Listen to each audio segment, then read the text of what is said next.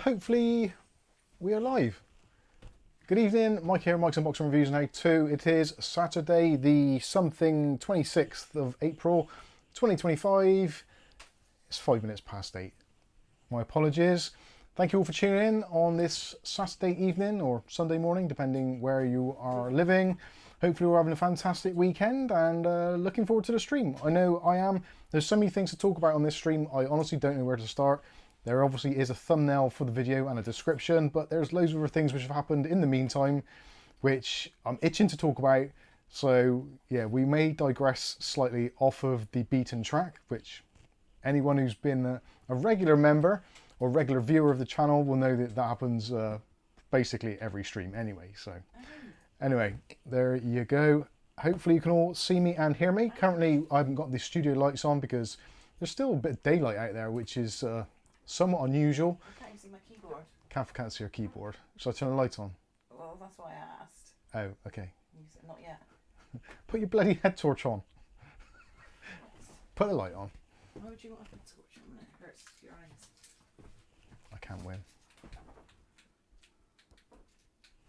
Yay, we have lights. At last. There we go. So yeah, hopefully you're all good. Yeah, tonight we'll be taking a look at the Thermaltake View 380 XL, which for those of you who have seen the review previously of the original 380, you'll know that it was a great case. I liked it a lot, but there were a few little bits of it which I wish they would have just changed very slightly. And it seems that almost everything which I wanted changed in the 380 has been rectified in the XL version, which is excellent. And the price doesn't seem to be drastically different. Now, at the moment here in the UK, it isn't officially launched as such. It's due the first couple of weeks of May, possibly the first week of May. So because we've got bank holidays and that kind of stuff, it's, yeah, Kath's excited because it's next week and it's her birthday next week. Kath is on the 3rd of May and mine shortly after. So we're both getting a little bit older next month. And hopefully by then, the View 380 XL will actually be available for retail purchase, which at the moment it looks like it might be, well, it could be £130. At the moment it's €125. No, sorry, it's $135. So depending how that all pans out, I'm hoping it's going to be somewhere between the 120 to 140 mark, obviously preferably towards the lower end of the spectrum. That would be excellent, but yeah, as always with everything which is going on in the world, all of the turmoil and pain which some of our American cousins are going through at the moment, I've got to say, I'll bring it up now to avoid doing it later. The whole tariffs thing for us here in the UK and potentially for those in Europe actually seems to be making things better, which I kind of thought it would, because a lot of companies, if they can't sell or export to America, they're going to want to export and sell elsewhere. So yeah, the phone's been ringing off the hook basically with Chinese companies getting in touch with us, trying to offer us products to review, because I guess the American YouTubers are probably either not able to, or it's just prohibitively costly. So yeah, it's very strange. So things at the moment appear to be going well. And GPU prices, weirdly, the RTX 3070 has been on sale at overclockers at below MSRP and has remained in stock. Who'd have thought it? Only a month ago it was absolute pandemonium. You couldn't get one for love nor money without paying hundreds of pounds over the top for pricing. So yeah, weird. MSRP priced graphics cards are available and are in stock. It's a mad world we live in, it really is. Anyway, so we'll be taking a look at the case. Obviously we'll be discussing other things as well. If you want to discuss politics, you're more than welcome to. We don't shy away from that here if you want to discuss it. Politics are part of life. I always remember, and actually Graham from Adamant IT was mentioning this on his stream earlier, years ago on terrestrial TV, there used to be this advert which was sponsored by the government, and it was basically kind of like a bloke doing stuff, and he was in the park talking or something, and the discussion was, what do you think about such and such? And he's like, oh, I don't do politics, mate. And then they were in the car stuck in a traffic jam, and then they'd be like, oh, I wish they'd sort out these potholes on the road. And he's like, you don't do politics. And it kind of, everything you can think of in your life that you do is essentially governed by politics. So you can't shy away from politics. You don't have to get involved with it massively, but if you don't have a voice, you don't have a say. So you kind of, you can't just hide away in a shell and ignore politics, because it affects every single one of us in almost every single aspect of our daily lives. So that is why we don't shy away from discussing politics and having views, because I think we should, and everyone should have a voice and everyone should have an opinion. They may have an opinion which differs from yours, mine may differ from yours. Does it mean that I don't like you? No, of course not, because I'm not that childish, but we can agree to have our differences, which is the way the world should be, rather than being all this crazy tit for tat stuff which is going on in the world at the moment. It's everywhere. I don't care. You like whatever you like, I like whatever I like. If it's the same, great. If it's different, great. It doesn't matter. We're still human beings at the end of the day, and we still got to try and make it through this mortal life right to the end and try and not have a miserable existence. So there you go. Hopefully some of you agree with that. If you don't, again, I don't care. It's entirely up to you. It's your life, not mine. So also things that we'll be discussing today. The new and improved eBay bot on our Discord is in its second iteration, and it's functioning very, very nicely indeed. So much so that I've actually myself managed to pick up a few bargains this week, which I'm very pleased with. It's great to get a bargain, and I don't know if you notice it in my general demeanor, my attitude. I'm definitely on the up, and having some nice tasty deals to kind of get my teeth stuck into, it's just great. It really has invigorated me. The PC scene was dying on its ass, and I was getting really jaded with the whole thing, but to get some bargains coming along really has reignited my passion for PC gaming, PC in general, and just, yeah, the whole tech scene. It seems to have... Hi, Maisie. It has seemed to take on a second breath of, well, a new... What's the word I'm looking for? It's basically invigorated, and we like that. We like that a lot. Because obviously if the tech scene is invigorated, it's good for us, it's good for views, it's good for the channel, it's good for everyone in general. So anyway, that is where we're at. And actually, while we're at it, I'll quickly show you how the eBay Discord bot works. For those of you who don't know Discord, or didn't know that we had a Discord server, or you basically haven't seen the bot itself. So let me fire up a Discord window so we can actually see it. And if I go over to the stream desktop, streamer mode, yeah, there we go. So yeah, that is what our Discord looks like. So on the left hand side we've got all the channels. So here is the Hey Big Spender category, where we've got things like community deals. So if you're a member of the community, you can post deals in there to sell to other Mike's Unboxing members. We've also got bargains no chat. So that's just if you find a bargain online and you want to post it in to the bargains no chat, you can go ahead and do that. And also there's a bargains discussion room, so you can go in there and discuss any bargains, because we try and keep the chat away from the bot rooms, because it just clutters things up. If you do put something in there, it's not the end of the world, we can just delete it, but we try to keep it a little bit clean if possible. So yeah, you can discuss things there. So if someone posts a bargain and you're thinking, well, I like the idea of that, but does it do this or does it do that? You can ask your questions in the bargains discussion room. The best one of all at the moment, in my opinion, is the eBay bargains bot. So what this bargains bot does is, in conjunction with CS Computers, they've developed this app for us. We're working on them pretty closely. So now what happens is, when a new item gets listed, which is within a certain threshold, which is preset, basically a good price, it will get popped up here. And there's various categories such as 50 series NVIDIA GPUs, Ryzen 7000 series, etc, etc. What you can do with these is you can actually toggle on or off notifications. So if you actually want to get a notification on the Discord and have a little mark on the side there, like you can see there, like the 2. So you get a little mark there and a ping on your Discord. If you want to be pinged whenever there's a deal, you can turn on the notifications. If you don't want them, you can turn them off. So if I click on toggle notifications there, it's talk to the server in the back end, and it says there at the bottom, you will no longer receive notifications. So I've turned off notifications there for 50 series GPUs. Maybe I'm not interested in them. If you decide at a later date you actually do want to get the notifications, you can just click on it again and you'll now receive notifications. So when a new deal comes in, you can go ahead and do that. Now also as well, you can subscribe and unsubscribe at will, so you can go into your own profile whilst you're in one of these rooms, or basically any of the bargains rooms. And what you can do is you can right click on your profile and you can basically choose which roles you actually have. So you can choose your roles randomly if you want to, or if you get to a point where you're getting pinged for something, you're like, actually I don't care about that anymore, you can just go ahead and click on any of these toggle notification options. So that's good. So if you don't want to be bothered by it, you can just not have notifications at all. If you want to get notified of the latest bargains, then you certainly can do. And there's actually been some crackers recently. So we've got things like GeForce GTX 1060s, 6 gigs, going for like 40 quid. What we got here, there's a Ryzen 5800X, 96 quid, still pretty decent price. Yeah, again, there's various different things that pop up from time to time, depending if it's a reasonably good price or not, and you can choose to get involved. So you've got buy it now listings, so bin listing, buy it now, and some of them will be color coded differently, which means they're an auction listing. So like for instance, this one here, this is an auction listing for the Gigabyte B450 MDS3H, going for 35 quid.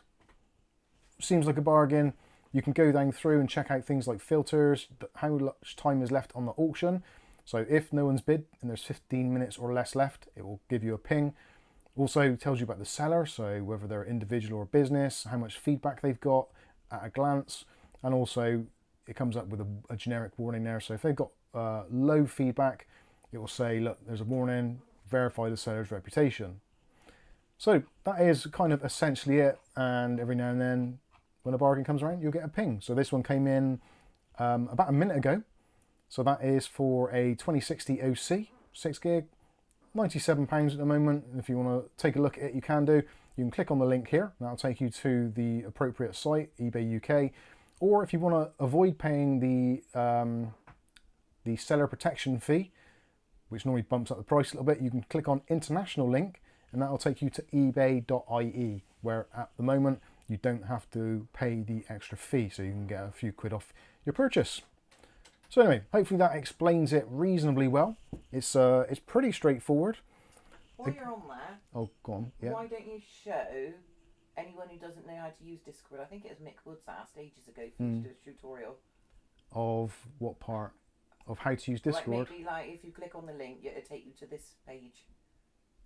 Okay. Click the emoticon thing. Let's do that then. We'll show you how it works in reality. So let's go back to Stream Desktop. So say for instance, yeah, you click on a link. So this one here, so this graphics card. No. What's that then? Discord itself. Oh, that's a little bit long-winded thing to do in the scope of a stream, I think. Oh, is it? Yeah, it is a little bit.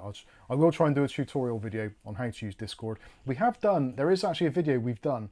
So if you've not used Discord before and you want to see how to use it, there is actually a video on our channel telling you how to access our Discord and basically how it all works. So if you want to, you're more than welcome to check that out. Just go to Mike's Unboxing, type in Discord, and it'll be one of the list of videos there.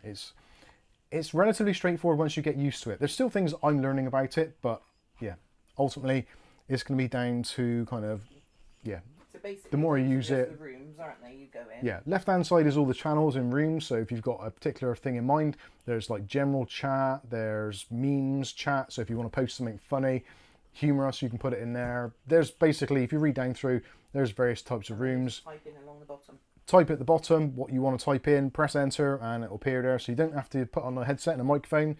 If you want to, you can chat live in the chat rooms, but generally for us in the UK, because of the time zone differences and basically because we're British and reserved and what have you, very few people tend to use the microphone and headset stuff for chat. It's not really anything which is ever taken off on our Discord for some reason.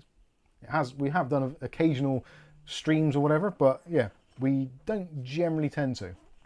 Anyway, there you go. How to join. Oh, Angel's on her way back. So yeah, I'll put a link in the chat. So there is a link to the chat Discord. So if you want to join up, you're more than welcome to. All you'll need to do is when you go into it, it'll just ask you to basically agree to the terms and conditions. And yeah, you can start from there. Nick Barnes says, thanks Mike for explaining the eBay bot, seeing much easier than text. Yes, that's true. Yeah, it is. once you get the hang of it, I love it. I'm kind of addicted to it. It is a little bit ridiculous, and actually this motherboard here, this MSI B450M mortar, basically brand spanking new, even though it's an old board. I got this for £40 including postage, which I think is a pretty decent deal. It's a nice little board. What else have I got this week? I've got a, what else did I get? Oh, I got an Asus X, no, that was last week, I think. Anyway, there's been bargains coming through the door. I've got a couple of motherboards. I think there's another one under here, B450. Oh, the B450A we looked at last Saturday. That came through. I got some RAM come in, paid like £21 for 16 gigs of DDR4, which is brilliant. Normally it's like 30, 40. So yeah, getting some good deals on there so you can put together some nice little budget PCs, because everyone likes to buy a cheap PC. It's one of those things that people always kind of say, oh, I like your PC, but have you got anything a bit cheaper? Generally I don't, so I'm trying to do some little cheap budget PCs. There we go. Anyway, so yeah, there was that. What else was I going to talk about? So yeah, upcoming things on the channel, obviously these bargains. Also, the people over at Ugreen have reached out to us, which was a happy coincidence because I was posting a lot on some of their social media, because when Ugreen started doing their new range of NAS drives, I was really interested, because Synology have kind of, well, yeah, Synology have kind of gone off the rails a little bit recently, quite literally, with their drives, and I'm not entirely sure I like the direction that Synology is going. There's workarounds and what have you, but basically, for those of you that aren't aware, when it comes to Synology NAS, they're mandating that as of 2025 range, you basically got to use Synology drives, which in itself isn't a horrendous thing, but the hard disk drives generally from Synology are a little bit more expensive than other branded equally compatible drives. Essentially all they're going to do is basically give you more of a warranty or more support, and also some of the drives have actually got kind of customized firmwares on them, so they aren't exactly the same drives, although Synology themselves do not make drives themselves. So they are getting drives from other manufacturers, possibly Toshiba, etc., and basically putting a label on their drive and changing the firmware. Other than that, it's kind of the same drive, which then leads to the problem of kind of like, you're buying a NAS, you've only got one option for your drives. Oh, thank you. Oh my God. I just had a super chat donation come in. Well, not super chat, a PayPal donation from our good friend of the channel, Nick Barnes and family. He sent us £20. Thank you very much. And is there a message there? I don't think there is.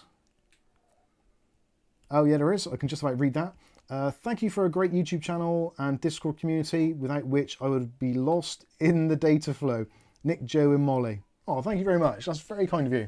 And it's a two-way thing. We love having you around, so yeah, it's all good. Thank you very much for that. Much appreciated. I like use my old phone. You can, yeah, Kath is using her old phone there. We've got new phones. Finally upgraded our phones. We had our iPhone XRs for like 5 or 6 years, maybe even nearly 7. Yeah, 2018 I think we got them. Towards maybe October 2018. I kept mine so for yeah, Christmas. finally got our new phone. Anyway, Old Man Withers in the house. How you doing, Old Man Withers? And Lucky Man's Fishing Adventures. How you doing? And Nick Barnes, obviously.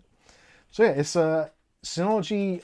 Synology do arguably the best software across the board for the home users, Soho users. Soho users is a weird thing. You don't hear that mentioned very much. Soho has been basically replaced with prosumer, which kind of is the same thing, but Soho used to mean small office, home office. So if you had a small, like 5 to 10 person office, that was like a Soho office. Or you could have that sort of thing at home. So yeah, Soho was a weird thing, but now it's prosumer. So you're like a consumer, but you're also a professional. They've kind of mixed that. So yeah, you don't see Soho ranges being touted very much these days. Anyway, yeah, John David Sullivan says Synology have been called out by Lewis Rossman. I think Synology are going to get called out by a lot of people. I think they might have to go back on this. I'm not sure where they've got the pressure from. Maybe it's from shareholders. I honestly don't know. It seems like an odd decision. There are workarounds, so if you migrate your existing Synology NAS to a new 2025 model, by physically putting the drives into the new model, you can get around the limitation of your drives not being supported. And from what I can gather, now this isn't entirely clear because they've not been released to the consumers yet, or to reviewers to test as far as I know, but the 2025 models, I think if you put in a non-standard or a non-supported drive, all that will happen is you'll get an error message saying that your drive is not fully supported and some of the features will be limited, such as obviously drive management in terms of thermals and smart features, all that kind of stuff. So I think you can still run them with it. I don't think it's going to prevent you doing it entirely, but I think there will be limitations, which I think is a pretty bad thing. Yes, Kath? Simon B says hello from Italy. Hello, Simon B from Italy. And Viali. And Viali says, question, did you get the Fantex fans? No, I've got that on my bit of paper on my desk. This is the way it's drivers hang. Yeah, I haven't yet, no. That's still a work in progress. That's the 140, isn't it? Which I actually do need because I've got a case in the front room which had actually, yeah. I'm going to get that up now. Where was it from? Were they from Orbit, weren't they? Do me a favour, send me the link again if you wouldn't mind, just to save me trolling through the phone again. They are on my list. I'm pretty sure you got it from Orbit Computers, wasn't it? I can't remember. But yeah, send me the link again, or put it in the chat and I'll try and dig it out. I've got it on my computer. Yeah, Computer Orbit, I'm sure it was there. Yeah, because I've got a Montech 903 Max Air, and one of the fans is gone kaput. And I've put some other 120s in for now, but I would like to replace it with some 140s. So yeah, I'll have to do that. Orphan says, I won a Ugreen competition. I'll upload pictures when it arrives. Excellent. Dutch Jan says, bullshit. All companies want to extort money from you from all sides. They do, but it just depends if they're allowed to get away with it. I think Synology seem to have been going down the kind of Apple route, where kind of like the base hardware is reasonably acceptable price-wise, but if you want any RAM or storage, then you pay literally through the nose. Absolutely horrendous pricing. Absolutely horrendous pricing. Anyway, to get back to it, so I was considering going over and switching to Ugreen, but when they originally did their Kickstarter and they were offering significant discounts on the drives, on the actual NAS units themselves, which were actually pretty competitively priced anyway, but you could get up to like £200 off if you were early bird Kickstarter, and I was like, that is actually quite tempting, because I could see the writing was on the wall for Synology for a while now. They did some similar things back in the 2023 models. So yeah, it's always been in my mind and I wanted to get involved, and I've reached out to them and said, look, I kind of want to get involved with this, but it seems at the moment you're only doing orders from, I think it was America, possibly Canada, and potentially Germany. At the time, the UK was excluded from it. So I'm very pleased to say at the moment, UK is definitely now back on the roadmap for Ugreen, and they're doing a big launch in the coming kind of weeks, months. So yeah, they got in touch with us and said, would you be interested in taking a look at one of the NASs? Sorry, I got a cat hair going on my nose. Would you be interested in taking a look at one of our NASs? And it's like, yeah, this is awesome, because I wanted to get one. So they are sending us the 4800 Plus, which is very similar in terms of specs as the 923 Plus from Synology, but it's got a better spec, better processor, better LAN connectivity. It seems like a better unit altogether, and the software has improved massively from their early launch, which was basically about a year ago. So they've added lots of new things like two-factor authentication, backup systems, incremental backups, full system backups, remote access, Plex server, blah, blah, blah, etc., etc. So it's looking really good. And I genuinely wanted to try it out, so this was like the perfect opportunity. So we will be taking a look at that. And I actually had a Ugreen box arrive today. And I was like, well, that seems like really small for a NAS. I hope I haven't got to put it together. It's not like the IKEA of NASs. But no, it would appear they've actually sent some drives for us to do testing with, which is massively impressive because, yeah, Synology didn't. Even though they were working with Seagate Ironwolf at the time. And they're like, well, we'll see what we can do. And nothing ever appeared. So they've just sent those. I never asked for them. I just agreed to take a look at the unit. But they've sent some drives over to test in, so very happy. And they don't have Ugreen labels on them. So obviously with Ugreen, there are no, well, currently no drive restrictions. I'm hoping they don't go down that route. I don't think there will be. They've actually got a really good section on their website of compatible hardware, such as M.2 drives and also hard drives, PCI Express cards, etc, etc. And actually they do even list some kind of like slightly bizarre drives as well, like the Fianshang or whatever they are, Fiquat and place drives like that. So it doesn't appear that Ugreen are going to put any real restrictions on what physical media you can actually use in your NAS, which I think is excellent. And the timing perfectly shows where Synology have their weakness, which they believe to be a strength, but ultimately I think is going to be a weakness as far as consumers are concerned. Because ultimately, choice is what it comes down to. You ideally want choice. That is why people use other devices running things like TrueNAS or any of those other kind of DIY NAS solutions. Synology was in that pole position, with Asus Store and QNAP and some others being kind of also in the race, but Synology always had that #1 spot because the flexibility. So I do fear that Synology are going to lose that, which doesn't bother them because they're massively entwined with enterprise. So they're not making much money on home and small office stuff. They really aren't. Where they're making their money is enterprise, and the enterprise NAS solutions have for a couple of years already had to use certified drives. So it was a kind of a matter of time. So whether it's Synology saying, well, we kind of like our home users and prosumers or Soho users, but it's not really where our focus lies. So maybe that's the direction they're going. They're trying to wean home users off of Synology to make support easier, because obviously they can charge for support for enterprise as well. So they're making money supporting it rather than kind of having to do it on a consumer level. I don't know. It's a very strange situation, but hopefully, like I said, with this Ugreen drive hopefully turning up in the next few days, I'm genuinely very excited to take a look at it because it's nice to have something new and fresh. Right. David Underhill says, morning all from Australia, and Ugreen make great products.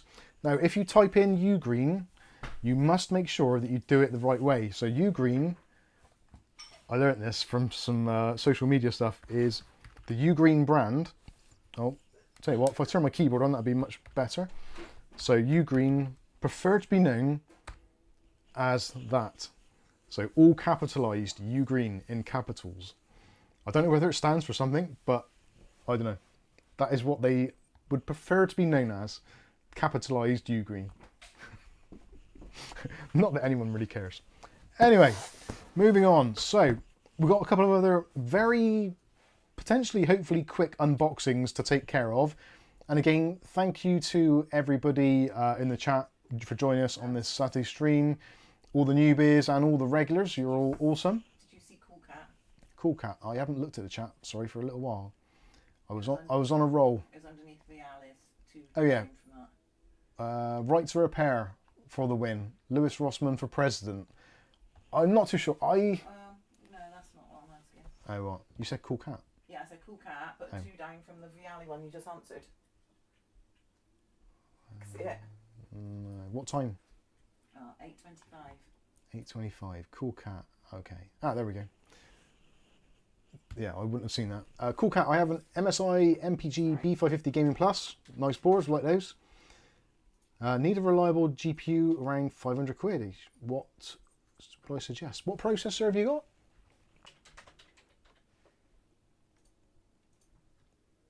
You need a reliable GPU. For 500 quid, you've got a few options there.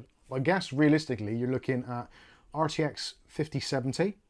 You're also looking at the RX 9070 stroke 9070 XT. Either one of those would be absolutely great. I probably would maybe err on the side of the... What are you doing, Maisie? I would probably err on the side of the Radeon card, but it depends what it is you're doing. If it's just for gaming, I'd probably go with the Radeon. If you are doing content creation, possibly you might want to look at the NVIDIA card. As much as I hate to say it, but they do do much better in production work, such as Premiere, Photoshop, all that kind of stuff. So it depends what it is you want. But for 500 quid, you've got some pretty decent options there. And if you're looking maybe at the used market, you might even get a 7900 XT 20 gig, if memory is a thing for you. Anyway, hopefully that answers your question. David Underhill has some strong views on Rossmann. I'm honest with you, I can understand where Lewis Rossmann is coming from most of the time, but he does have a slightly overbearing personality, and like, he may be right, but there's a way of being right and there's a way of getting a message across, and I think he kind of dips either side of that line of being a little bit on the obnoxious side at times. That's just my personal feeling. Everything's subjective. I agree with his principles pretty much generally, well, entirely, I guess. The right to repair, the freedom of choice, all that kind of stuff. Yeah, definitely things I can get behind. But yeah, sometimes he does come across as a little bit obnoxious. New York attitude, says Greg M. Yeah, I think that is probably a lot of it. There are certain aspects of the kind of the stereotypical New Yorker which does come out in his rants at times, but that's just him. Yeah, if that's their nature. It's like if you're speaking to some German people, if you're not from Germany, some German people, especially when they're speaking German, they sound very kind of curt or very abrupt. They're not being that way. It's just that's their nature. It's the way it is. Go on, you were going to say something. I was going to say, like, my friend in Yorkshire came, like, people would say she was like a yeah, Kath had a friend from Yorkshire, and she wasn't. She came across very direct and rude, but she just her accent. Just the way she was. Yeah.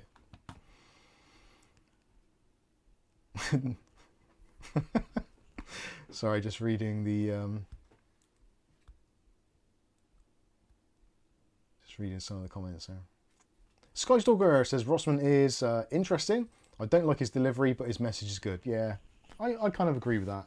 He's kind of along the right lines, but he's a little bit overbearing, I think. But if he does a good job, and he seems to be making a decent living out of it, so you can't be too hard on him, I suppose. Ultimately, we have freedom of choice. If you don't want to listen to him, just don't watch his stuff. Don't listen to it. Mark Gaines says, Mike, did you receive my PayPal contribution? I honestly don't know. Sorry, let's have a look. Yes, I did. Sorry. I didn't get a notification on my phone. I don't know why it does that sometimes. Anyway, thank you very much, Mark. So Mark has sent us a third... Oh. Sorry, I've got a cat and she has got a bit of a bad leg this Kath's got to do the thing. I can't log on to my phone because it wants to 2FA the bejesus out of me. What for? To look at your emails? To look at PayPal. Do you want me to... There was a question. I might be able to see it in my highlighted notifications. Let's see. I don't want to do that. Do you want my email? That's right. Is it in there? I've got it PayPal. Right on my phone now. Yeah. So there's a message anyway. Oh, I pressed the wrong button. I'm struggling getting used to this new phone. Right, Mark Gaines has sent you £30. Thank you very much, Mark. That is massively appreciated. Mike, what keyboard and mouse are you using now? This is a question from Mark. Mike, what keyboard and mouse are you using now, and how much did it cost? Are you referring to the one here on the desktop, or are you referring to what do I use as kind of like my daily driver? The two would be. Well, I'll tell you actually both of them. So the keyboard and mouse I'm using here is a very basic Logitech MK270 wireless set. These quite often go for sale on Amazon for like £20, maybe £25, normally about £20, especially kind of any time around any of the seasonal sales, so summer sales, Easter sale, Black Friday, all that kind of stuff. Yeah, 20 quid. So you get the Logitech M220 mouse, and you get the, I'm not sure what the keyboard is, but yeah, anyway, it's the Silent Touch. This is the M, actually no, this is the M, I apologise. This is the MK220, not the MK270. The 270 is a little bit bigger. So this is the slimline version, I think. It's either the 270 or the 210. Oh, sorry, the 220. But yeah, they're normally about 20 quid. This is, I think this is a Silent Touch one. So this might be the 220. The 270 is basically the same, similar layout, just a little bit larger. Dan Marr says, the worst keyboard I ever bought. The typing experience isn't awful, but if you've used a mechanical keyboard, it's quite a difference. Let's say, did Mark Gaines come back with the answer to that question? Don't see where is no. Okay, not no. So yeah, that's what I'm using here on my PC behind me. So when I'm doing the kind of recording streams and also doing how-to videos, that is the MSI GK71 Sonic, which was a gift from Ugly Bob many moons ago. And the mouse is the GM41 wired version from MSI. That one, the mouse I think I picked up from CEX for like £8. The keyboard was somewhere in the region of about 90, I think. Might be a little bit less now. Over on my other desk there, where I do my video editing, that is using the Asus ROG Strix Scope 2 keyboard and the, which mouse is it? The Strix Impact 3 wired mouse. Price-wise, the keyboard I think was similar sort of price, like towards £100 or so. The mouse was a weird deal on Amazon, where it was supposed to be about £50. I think I paid like 25 or something stupid. It was like a misprice. The wireless version also was supposed to be like 100 and got that for like 30, I think. It's very bizarre.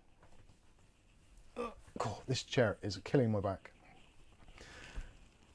So yeah, there's the answer about the keyboards. Although I am very much considering, there is a video coming out on Monday from MSI, which is the MSI, I've got to remember the name, the GK600 TKL Sky Blue.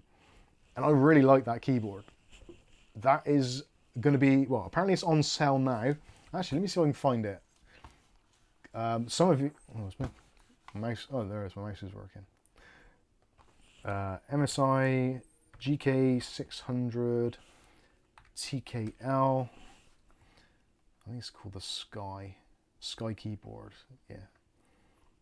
Wireless Sky, TKL Wireless Sky. Apparently it's being released, well, it's been released like yesterday, I believe. I've been trying to find prices for it and there's still none. AWDIT, they've got it by the looks of things. 75 quid. But they're currently out of stock. Let's go to the Stream Desktop. So that is the one which is coming out. Apparently it's going to be out like now, although they're out of stock at the moment. 75 quid. So TKL is hot swappable switches, very nice switches anyway. USB Type-C, Wi-Fi, Bluetooth, etc. Lovely RGB, and it's got a dinky little screen up in this top corner, which some of you saw in this live stream we did. And in the screen there, you can do things like control your RGB settings, you can control other switch settings, etc. Yeah, it's basically a very cool little device. Skystalker likes the name. Who does? Skystalker. Skywood like this. Yeah, that's a good one.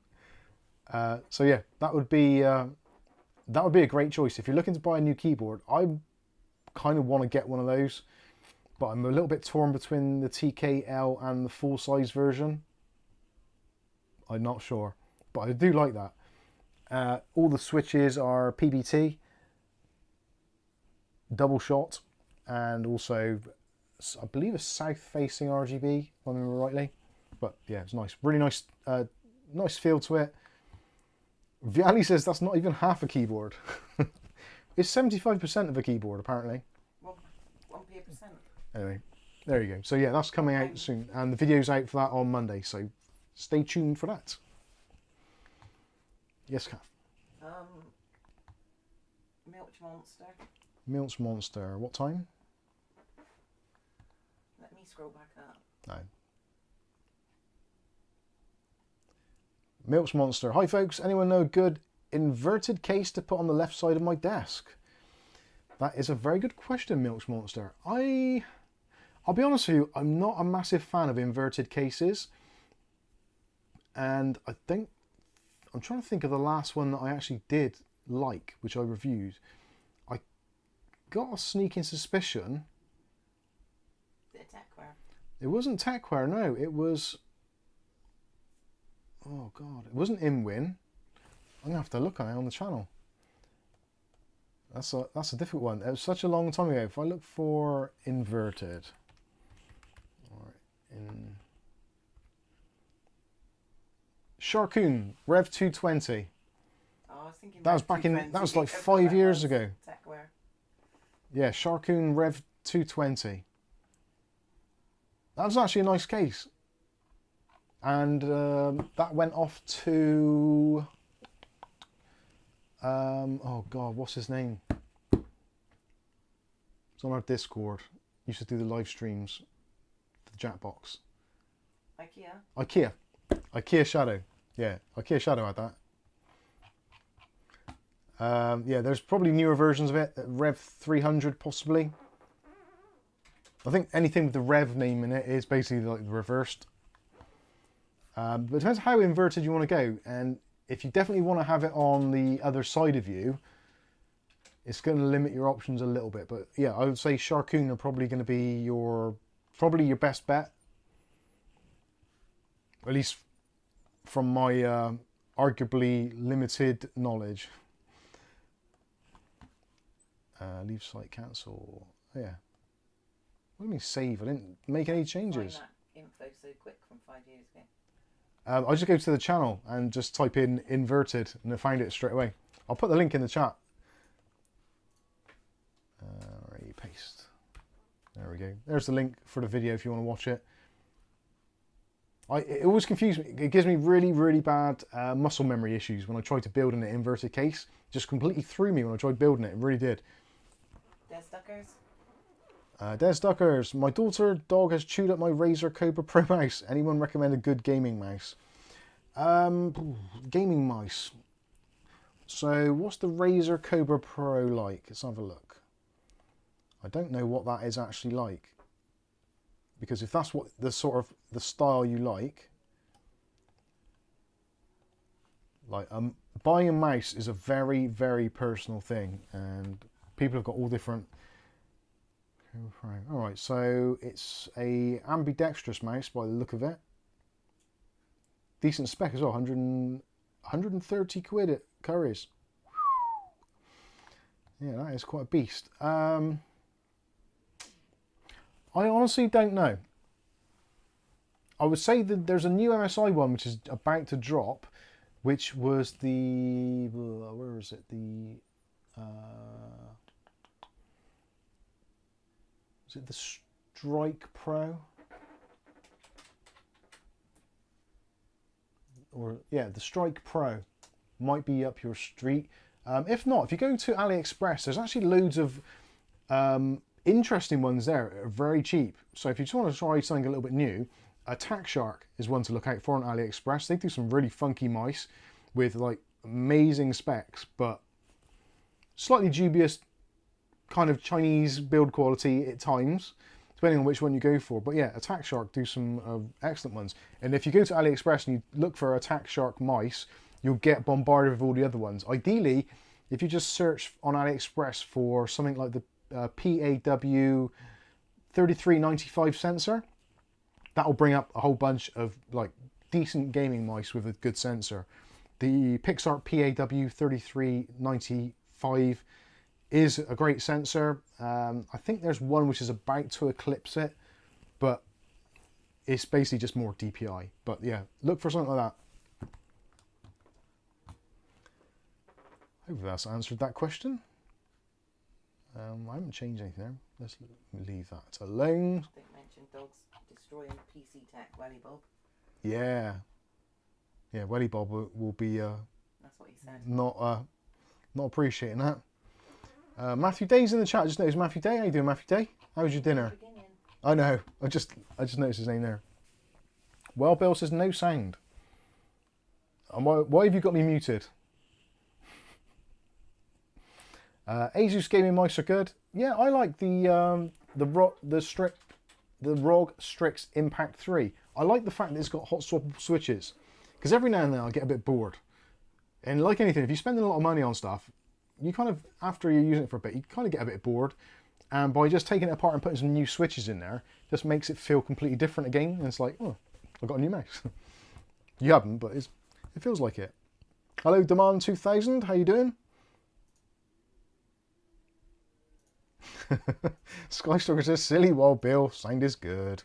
Why don't you just speak a bit clearer with your lips? I will try to enunciate things properly. Right, anyway, let's get on to taking a look at some other things, because I need to get through this because time is ticking on, as it always does. Although I thought it was later than that, but anyway, there you go. Right, we've got some stuff from Gamemax. Now, don't turn off. It's not that bad. Well, actually, it kind of is, but if you're looking for something cheap and cheerful for maybe flip PC builds, I don't think, realistically, many of you here in the chat who I would consider to be enthusiasts are going to be loving this much, but you never know.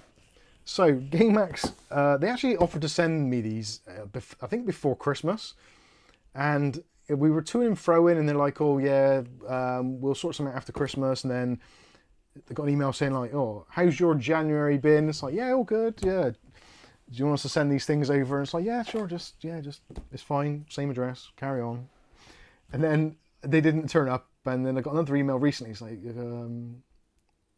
we'll try and get those things sent out to you soon. It's like, okay, whatever. I'm not in a hurry. It's absolutely fine. Anyway, long story short, they've finally turned up, even though I'd kind of thought they never would. So I wasn't quite expecting them. So I might not do a full video on these. I'm not too sure. We'll see. But anyway, two options for keyboards in my sets. So the Pulse Pro and the Pulse Mech. Obviously, you get the idea. So the Pulse Mech here at the bottom is a mechanical keyboard setup.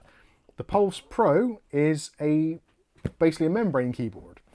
Both of them is a 4-in-1. So you get all four things: keyboard, mouse, headset, and a desk pad. And it's all pretty cheap as well. Mick Woods has just sent us a super chat. Thank you very much, Mick. You're a lovely man. Let's click on that. There we go. Mick says, hi all, great stream. Thank you, Mick. Oh, did it? Sorry, there we go. I did click on it. It did come up, and then it always interested in looking at new gadgets and hearing different comments. You come to the right place. And no doubt Viali will chip in at some point. And Dutch Jan, clearly.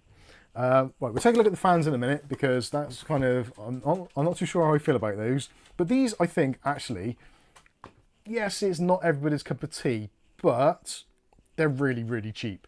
So the Pulse Pro, there's links in the video description anyway, but I'm pretty sure you can pick this up for in the region of about 25-30 quid. So for 25 quid to get a keyboard, a mouse, a headset, and also a gamepad is pretty impressive.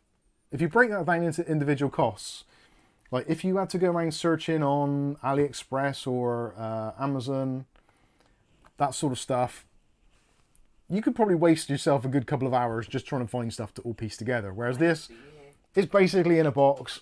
Happy days. You can't go too far wrong, can you? Now, obviously, for that sort of money, we're not going to get any blindingly responsive peripherals. It's just basic gear to get you up and running, which is absolutely fine, I think, for a lot of people. In fact, when I'm selling PCs that I've built up, quite often someone will come around and they're buying it for their kid, or they're buying it for someone else, and they're like, well, you've got a keyboard and mouse?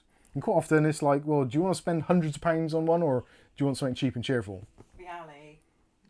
What did Viali say? Viali, wow, for a kid at Christmas, they would be well chuffed.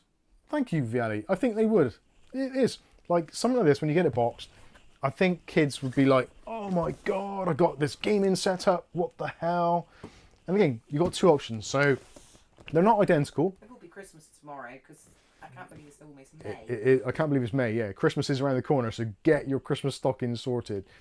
The mechanical version is about £10 dearer, or maybe £5 dearer, depending where you're shopping. Again, there are multiple links in the video description, affiliated links, so we get a small commission, blah, blah, blah, blah, all that usual stuff. You don't have to use them if you don't want to. Just type it into Google, search it out.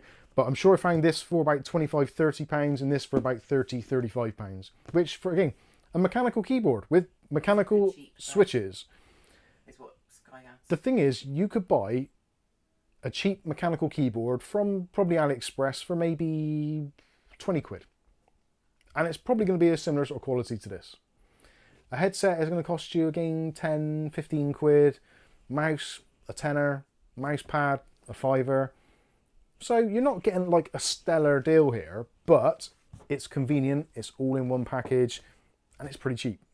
I would say this, if you bought individually, you'd probably be spending about 50 quid.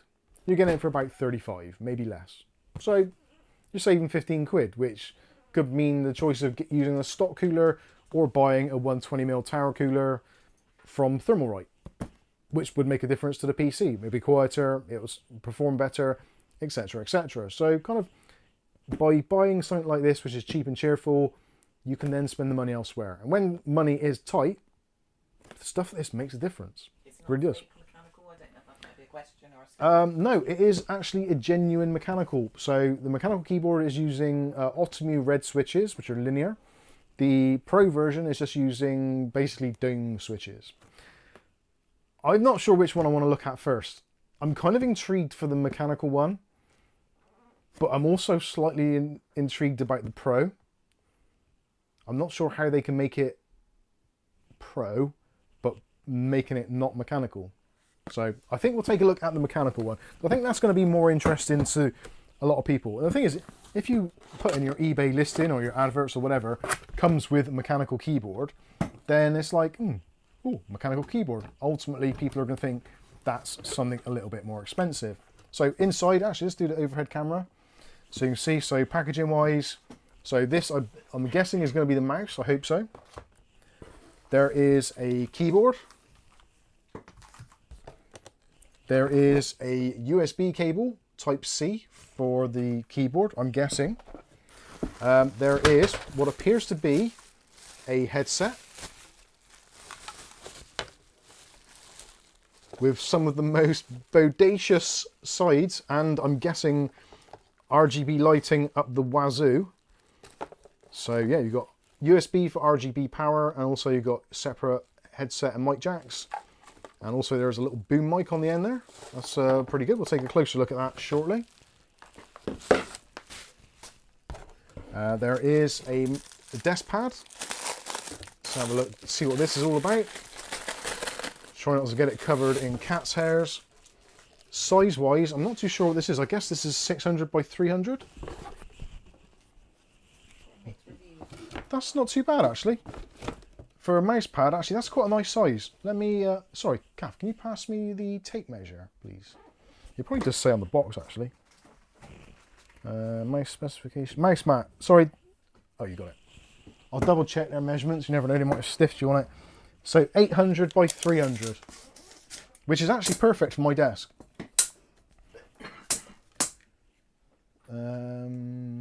Actually, that looks a little bit, yeah, just under 800.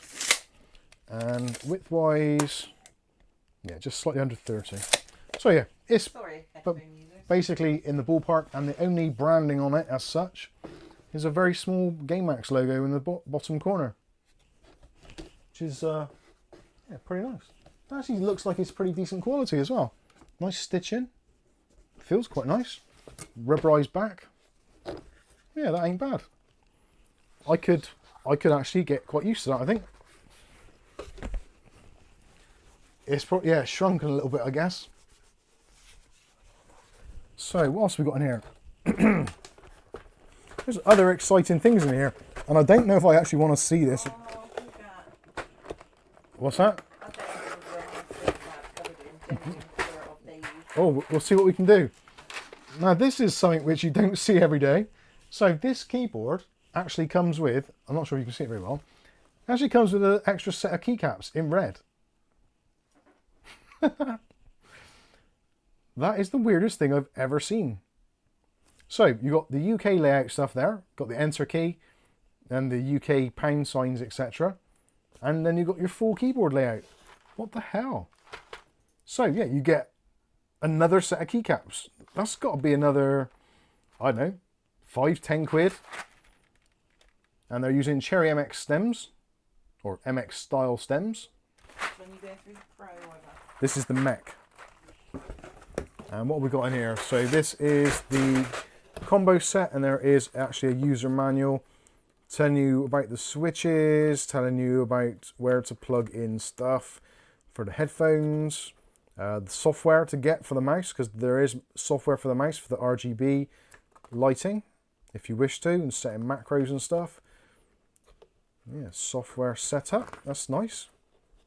Macro settings, blah blah blah. A lot of information about the mouse.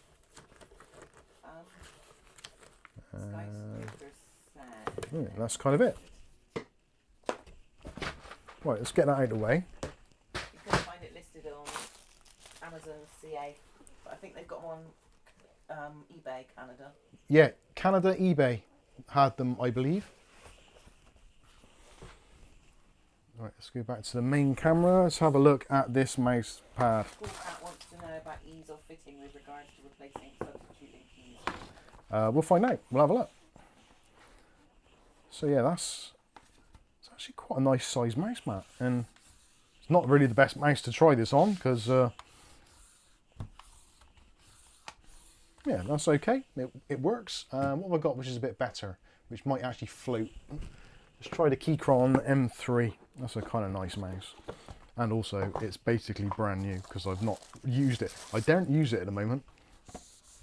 Oh wow, yeah, that is a significant difference. So yeah, that's actually quite good. To be fair, it's really hard to mess up a mouse pad, isn't it? When you do the next one. I will, but I don't want to get cat's hairs and stuff all over it. That wasn't me. It's unboxed now. Right, what else? Let's have a look at the keyboard itself, because I'm slightly intrigued. It's actually got a reasonable weight to it. So there is the keyboard. It is a full-size keyboard. And also you've got the rubber bits on the bottom to keep it stable. They've actually got the rubber bits on the feet as well. That is normally a sign of a cheap keyboard, where you have the keyboard stands and they don't have the rubber on. Is the other set Pulse set? Is what, sorry? The other set Pulse. There's a Pulse and Pulse Pro. There's 3 sets in total. There's a Pulse, Pulse Pro, and there's a Pulse Mech. We've only got the Pro and the Mech. We don't have the original Pulse. Although sometimes when it's listed for sale, it may be described as one or the other. So you do have to look carefully at the listings, at least in my experience. Keycaps come off reasonably easily. And you can see, actually let's go to the overhead camera. You can see there, hopefully. It's got the red linear switch. Those aren't going to be hot swappable, I wouldn't have thought. They feel like they're soldered in, so I'm not going to even attempt to take those out. Yeah, seems okay. And the fact that it's USB Type-C, like a USB Type-C mechanical keyboard with Optimuse switches and a spare set of keycaps, and actually one that's pretty heavy, like this. I think that's metal. Here's my magnetizing thing. I don't think there's a magnet. Oh, actually, yeah, there might be. Got a magnet there, Kath? Yeah, I need something with a magnet, but I'm sure it might be plastic. I think there's probably a lump of metal in the bottom of it, but it does actually feel really heavy, like substantially heavy. It's not like falling apart. It's got a definite bit of heft to it. But a magnet will tell you if some metal is not magnetic. It doesn't sound too bad. Why don't you use one of those torches up there? Oh yeah, good point. That's an excellent solution. Right, there's a magnet on the bottom there, so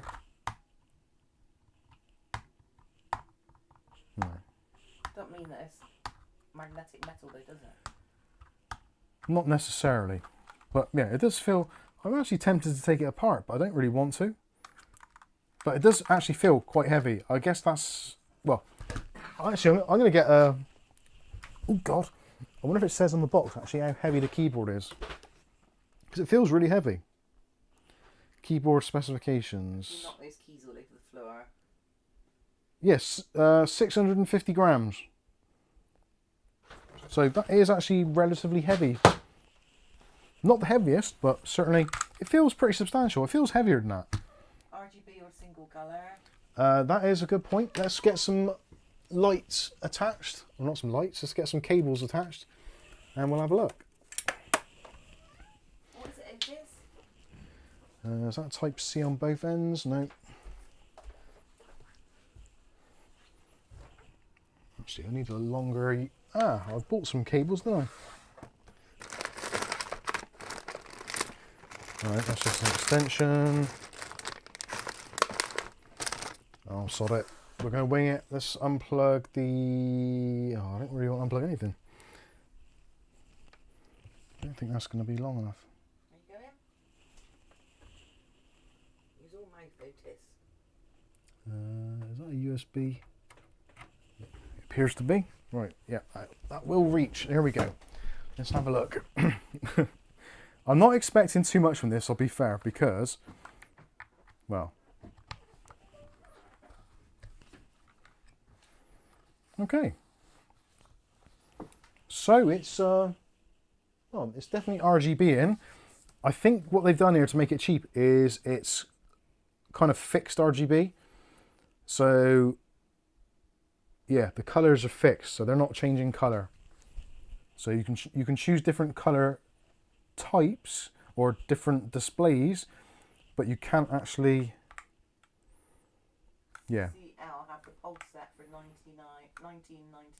Wow.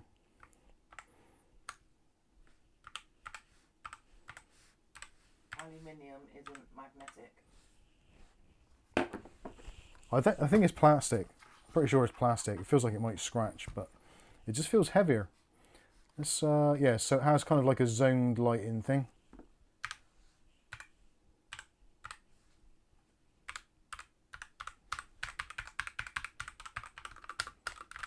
It's not horrible.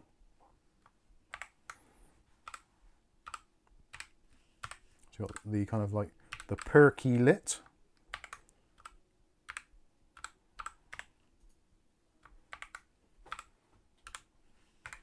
You've got the group light. Kieran's in. You've got the snake. Hey Kieran. Okay. What's that in the room? Huffing some styrene fumes. Good on you. So yeah, it's got some interesting lighting styles. I think, to be honest with you, if you're a kid and you're getting this for Christmas, I think you'd be pretty impressed. And again, having the option of the extra keycaps there, it's pretty cool. And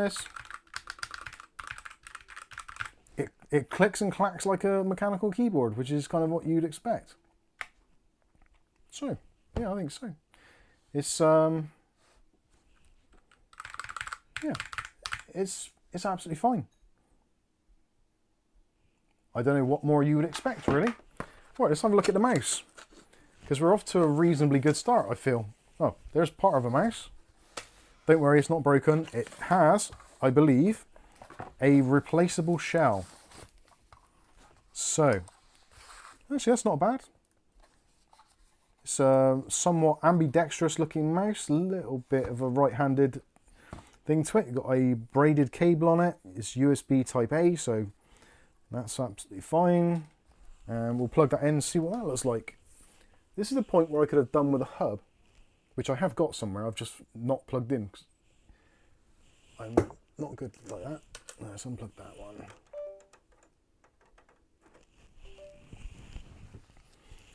So we've got some nice RGB lighting around the periphery. That's its rolls. Oh yeah, I could do them. The mouse wheel, it's quite nice. That's illuminated as well, and seems to be, it's quite nice.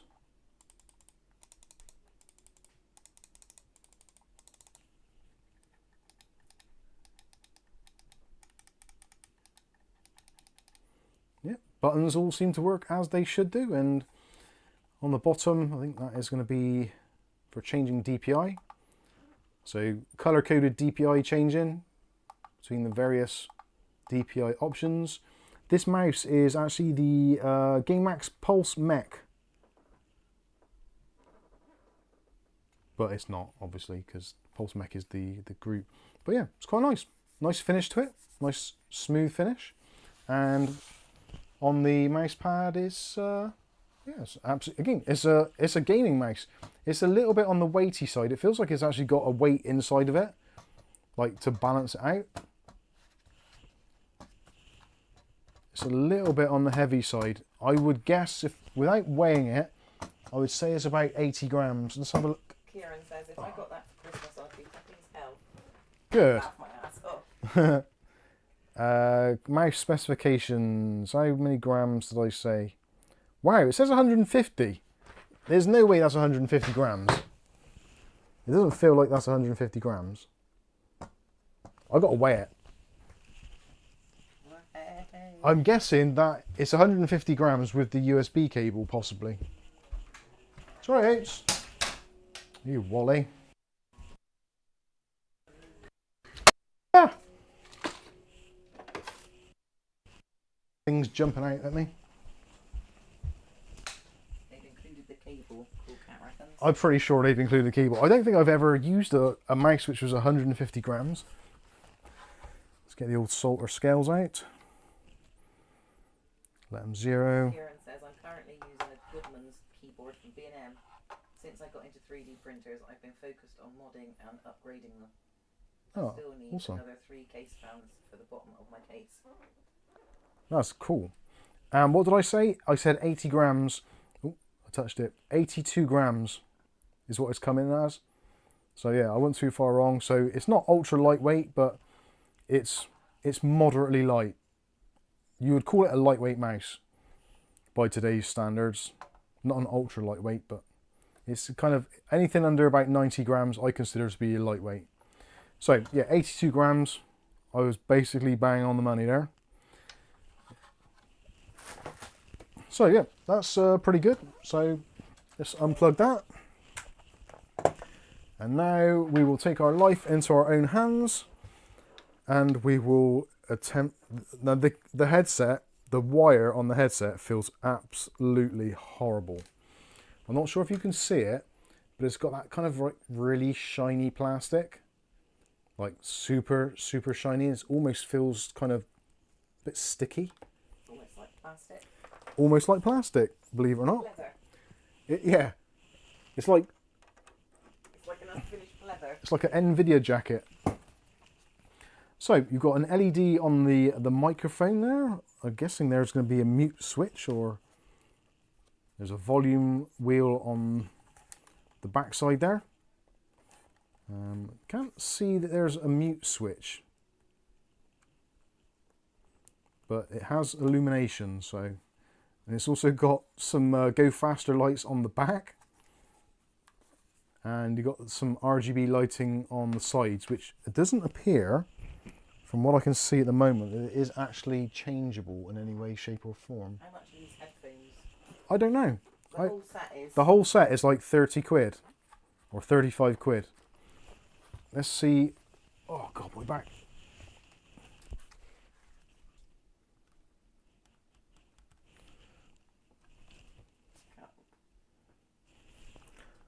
They're actually quite comfortable, but they've got almost zero noise cancelling to them at all.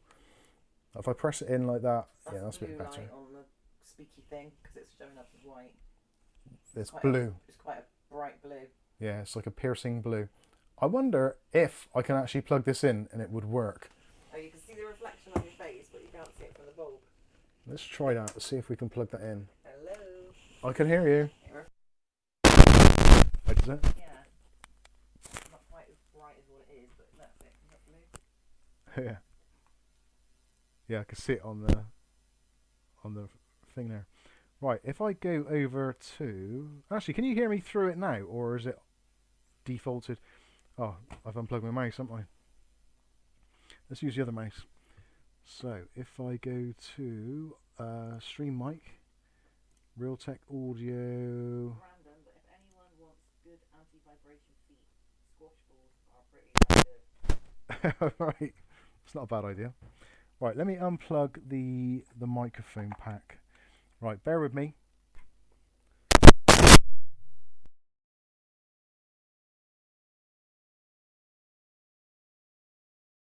One, two. 1, 2, 1, 2. Right, can you hear me now? I think that's set. Realtek Audio. Yes, that is on now. So can you hear me? Let me know in the chat. I can't scroll because I've unplugged my mouse. I need more USBs. Okay. Mic quality isn't bad, it's just quiet. Okay, let's move that around a bit then.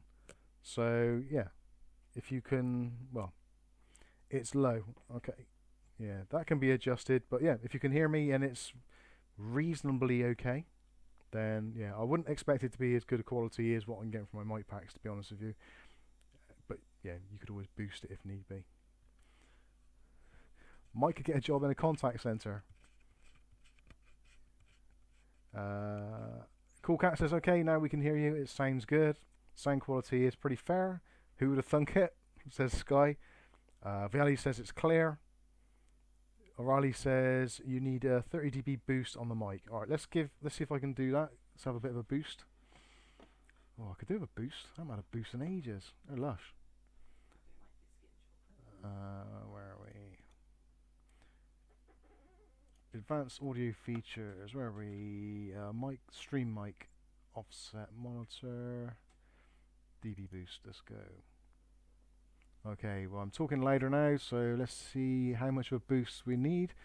I'll try giving it 10 dB and see how that works. I don't want to give it too much because I think it's just going to start distorting if I do.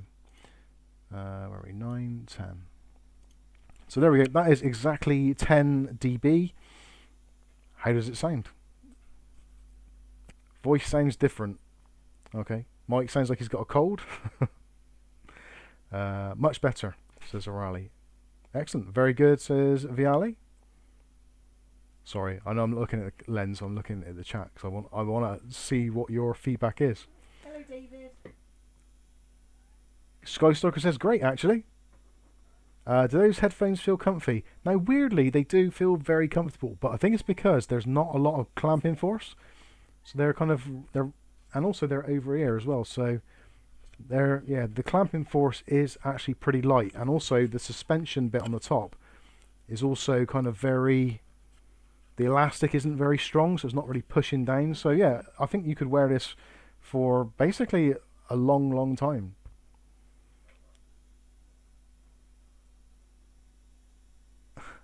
A lot better now, says Kenny D. Good.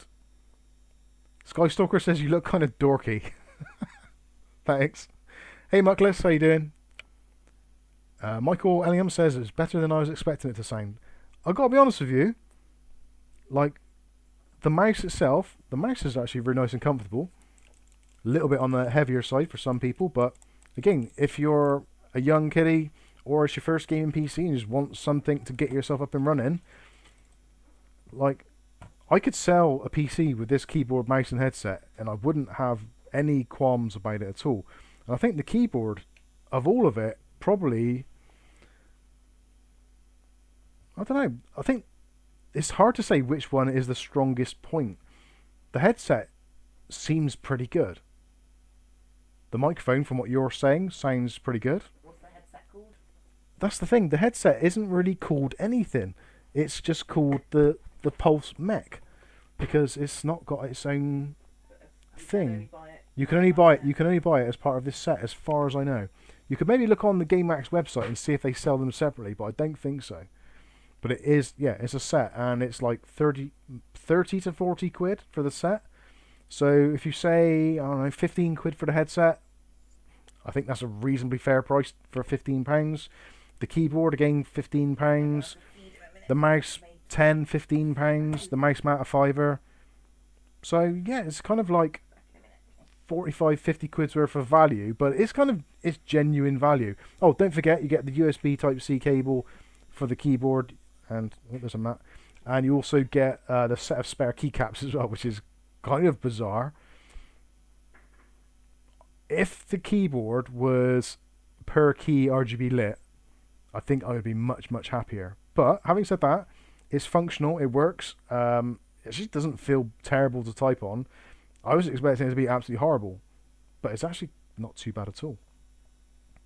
Right, I think that'll do it. I'm going to unplug this now. We'll plug in the normal microphone, and normal service will hopefully resume.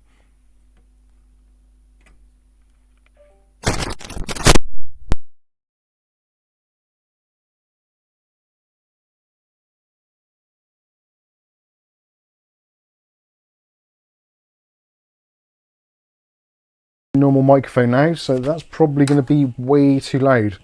If it's way too loud, let me know, and I will adjust it back to the 0 dB setting. But if you're happy, I will continue as we are. If you can hear me, that is. Looks like you can. Looks like I'm just about peeking into the red. Yes, it's loud. Okay, let's put that back down to. I'll give it a little bit of boost. Let's give it 5 dB. Actually, 3 dB would be enough, I think. Oh, let's call it 2 then, because I've gone past it. There we go. How's that? Is that better? Does that sound okay? My ears say thank you. It loud, yes. Oh God, that was awful. Yes, and too loud. Sorry. Far better. I am genuinely sorry. I often forget. I always think that my microphone is way too quiet. So I thought with a little bit of boost on there, it'd be fine.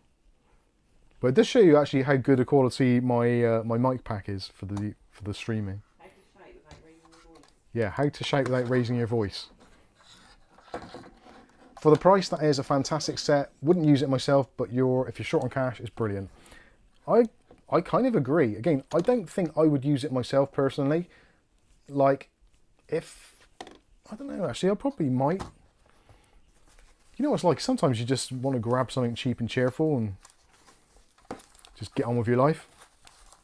Again, if it comes to the point where you're building your first PC, or you're getting your first or you're building a gaming PC for someone, and they want like the most performance they can out of a system, but they've got a limited budget, if you buy them something along these lines, you're gonna be hard pressed to fault it, aren't you? Because, like, realistically, how much better could you do for the money? Apart from stealing, like, whatever you've got at work, which I know people do. If I had £1 for every time somebody said they just take keyboards and mice and work, I'd have like about £3.50. Maybe a bit more.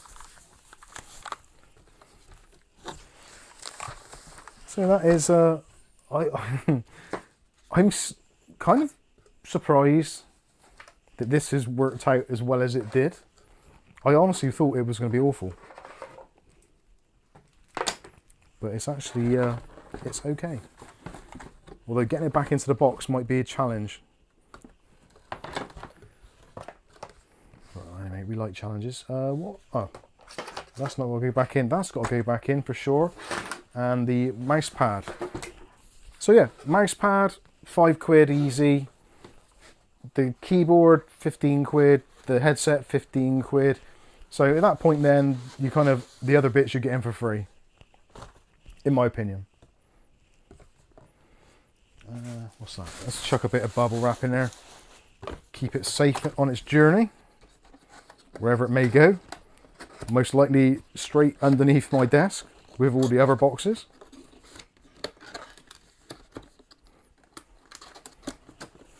Right, let's get rid of that one.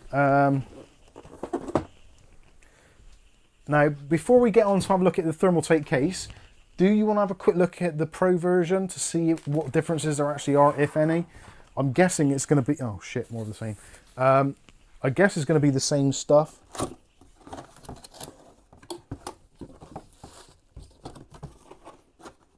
I'll wait till I get back to my chair. You can let me know what your opinions are, whether you want to see it or not. I think it's going to be, yeah, like I said, it's going to be pretty much same stuff. Although I can't imagine the mouse being the same. But if you want to, we can have a very, very quick look Rick says no to the other one. Mike's reboxing. You got it.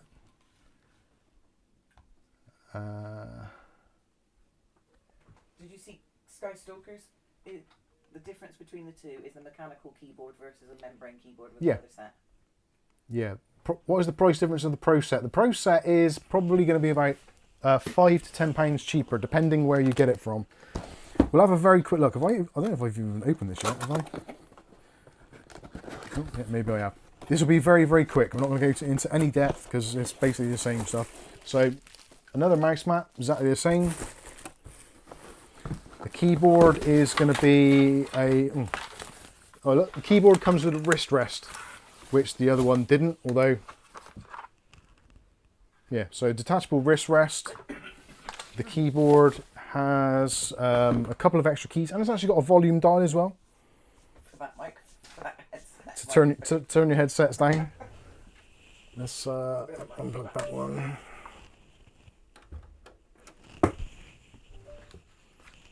RGB wise, possibly nicer RGB. I don't know what you think. I'll put it in the overhead camera. Oh. So you can't just have a solid colour? I don't think... Actually, this one you probably can. I think you can on this one, because this looks like it's doing different colours in different places. Let's do the overhead camera. Let's just get rid of that. So yeah, the colours are changing there in different areas. So it would appear... It does feel a little bit cheaper. You've got some extra buttons. Where is it? Function. So you got... I've heard bad things about quality of Gameax stuff. Some of it's crap, some of it's okay. It's luck of the draw, really, depending on what you're getting. What have we got here? So, that's so you've got LED buttons to turn that on and off. And have you got? Oh yeah, yeah. So you can change lighting colours. It would appear. There's a few different styles or profiles in there.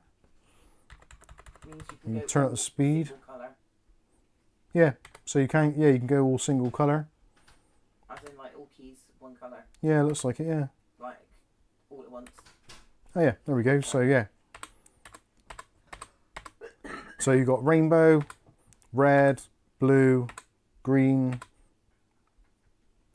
purple-ish, like a bluey teal, is that up a yellow, meter? and 0. Yeah, that's a volume dial. Which, yeah, that appears, so yeah. Don't have individual LEDs for each key? Yeah, it looks like it has.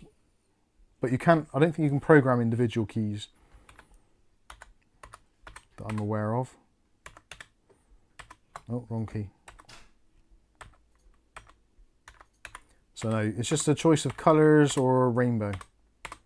But yeah, it does feel a bit, it looks okay there. Not a bad look to it. The lighting's not particularly uniform, but yeah, gets the job done. And there's also a wrist rest which you can use if you want to. Got the search button, record from macros, got a button there to refresh windows or open windows, mute and unmute. So we've got some extra multimedia functions which could be seen as being handy. The headset looks to be, I think that's exactly the same, yeah, exactly the same headset.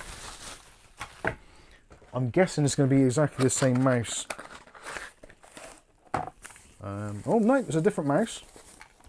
So this is a, no way, 12,800 DPI. Plus and minus buttons. Yeah, that don't look too bad actually. About the same weight as the other one. Here's Rasher coming with a super chat. One which I'm looking at, I saw a word in there. I met a cross-dresser from Greater Manchester. He had a wig and a dress. A wig and a dress. Oh dear. That's good. That is really good. Oh, I get that. Sometimes it takes me a while, but I got that one. Well done, Rusher. Let's have a look at the mouse. This is the mouse actually seems alright. It's a bit weightier possibly. Yeah, that's kind of nice looking. Lots of RGB on the sides. No buttons on the bottom. You got side buttons. Sound alright?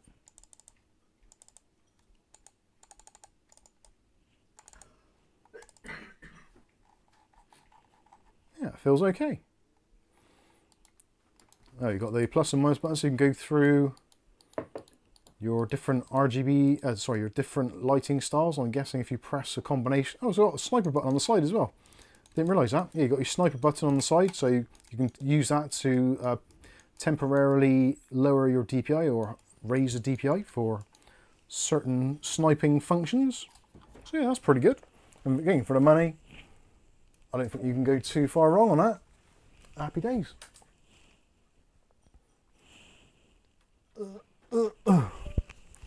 Okay, I got it. Main camera. Let's clear that over. So yeah, I don't think it's too bad at all. It's perfectly functional. A little bit on the weighty side. The keyboard's fine. I actually prefer the look of the keyboard on this one. It's a shame they didn't have the same RGB effect on the other keyboard with the mechanical key switches. That I think would have made a really nice set. That is quite often the way. The best actually one of the best keyboards I've used for the money ever was the Gamemax Strike. That was one of my first mechanical keyboards and arguably probably one of the better ones because it came out at a time when mechanical keyboards were very much a premium, and I think it was like 35 quid or something. And it was a really nice keyboard and it had really nice lighting styles, and I used that with the Strike mouse, I think it was called, for probably a good couple of years when I was using my Gamemax F15 mesh case. Had some good times. My full Gameax setup, and a little remote control for the RGB. It was all good. Right, did I unplug that? Yes, I did. Let me put these wires back. So I think this is definitely a lower tier product, but it's a lower tier price, so it kind of is what it is. Again, the fact that the headset is actually pretty decent. The keyboard, I guess, is probably worth about a tenner or so. The headset, again, about 15. The mouse, probably 10, 15 pounds. So you're still getting a reasonable amount of value out of it. If it's like 25, 30 quid. Ultimately, it's going to come down to the same thing as always. Where you buy it and how much it costs you at the time. Where's my packaging? Hey, Mark Baggett. How you doing? Something's dropped. I thought something had broken. I got a feeling when they packaged up the wrist rest. Oh yeah, snapped off there. So the wrist rest was attached to the keyboard in transit. I'm guessing it must have buckled over and snapped off. It still will attach, but yeah, there's some broken plastic in there, so that's not great. I'm not sure if I could even repair that. I might be able to super glue that. I'll have a look at that. Not a removable cable, which is a bit of a shame. But yeah, overall, I think it's a pretty reasonable value. Possibly not my cup of tea personally, but Charles Ballard. What's he doing now? Is he causing problems? No, it's a joke, but it goes on for 3 messages. Dear. Right, this is the one I struggle getting back in the box. It was going to happen. Might have to pass this over to my my colleague. Oh no, it's good. We're done. Right, there we go. Finally done. We got some fans to look at as well, but I think we'll do that in another stream because time is getting on.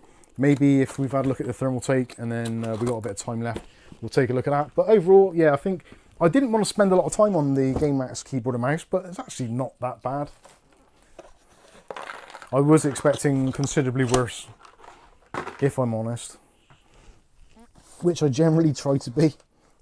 Because the trouble is with lying is you've got to remember what you said and remember the lie. So I try not to do that. Because no doubt, being the internet world, someone will go, but Mike, you said such and such. Like, ah, right, oh yeah, sorry about that.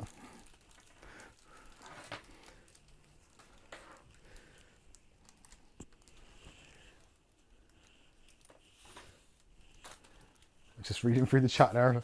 I don't think I want to read it, do I?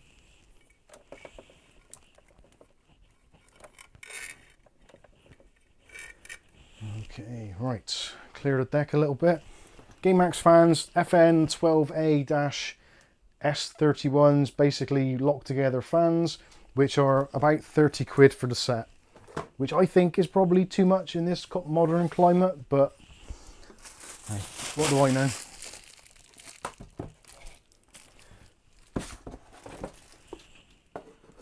Packing my stuff away. Right, let's have a bit of chocolate because I am starting to fade a little bit.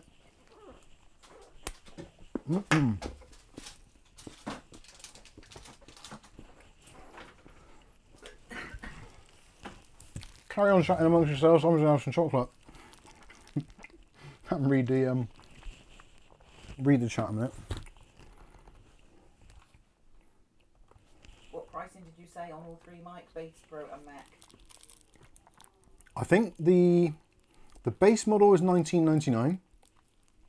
The Pro should be $24 or $29.99, and the Mech should be between $30 and $40. Again, it depends. There's links in the video description. There's links in the video description.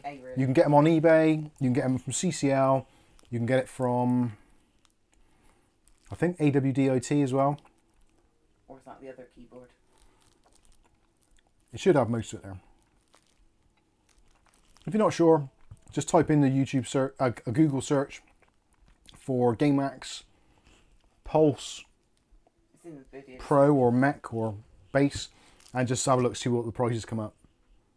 They're probably going to change a lot. Gamemax stuff always changes prices all the time.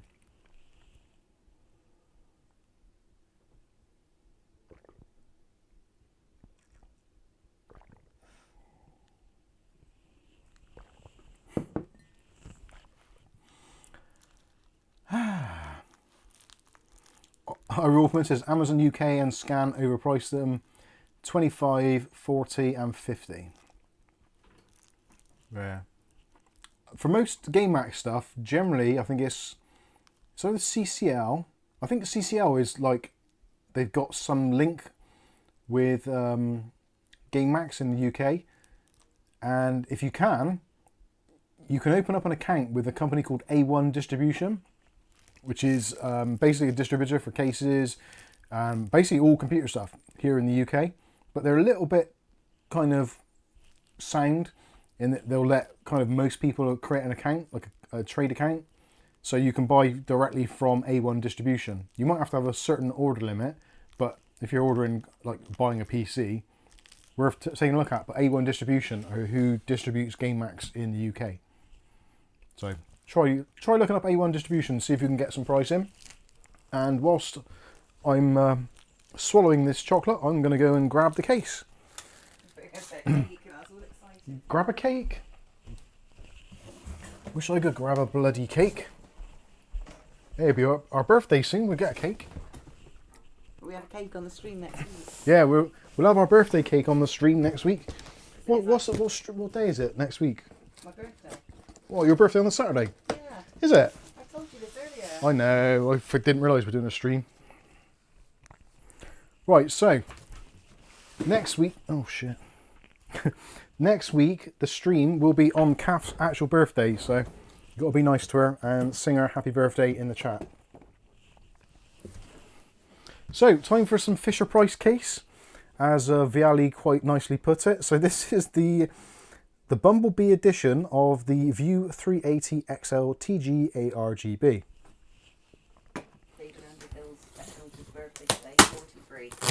Wow, 43. I'd love to be 43 again. Actually, no, I wouldn't. Because I'd be working at the BBC and that sucked. Right. I have some more chocolate. Because... How old were you when you left? Don't know. 42, 43, I think. 44, I think. No. When did I leave? I don't remember. Was it 2018? Might have been.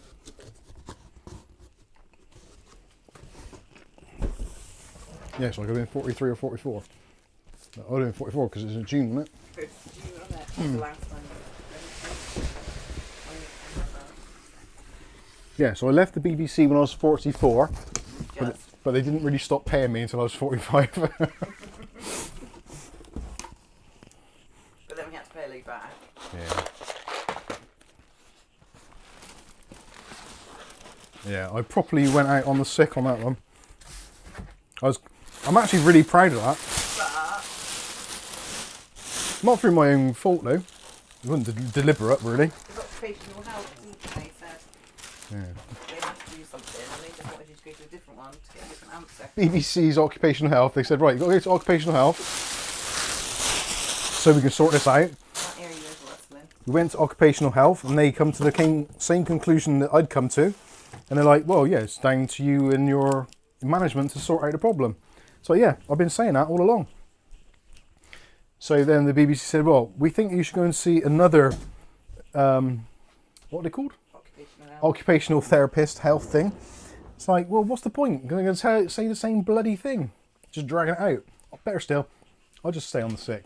It's all good. Anyway, here we go. I think you could have dragged it out longer, really. I could have done, really.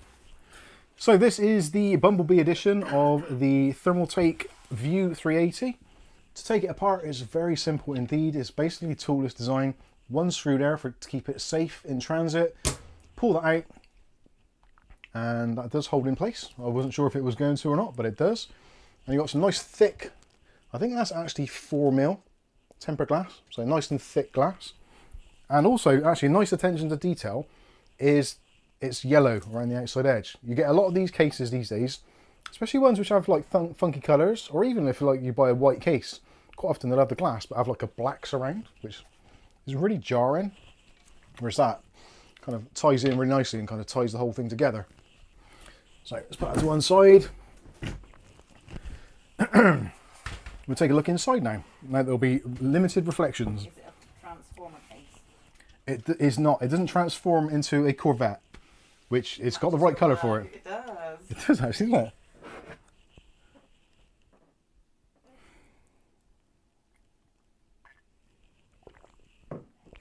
I was wondering then when you said that first of all, it's like, oh, am I jaundiced or something? But then I realised you meant my actual coffee mug. Time to find a yellow motherboard, GPU, RAM, and PSU.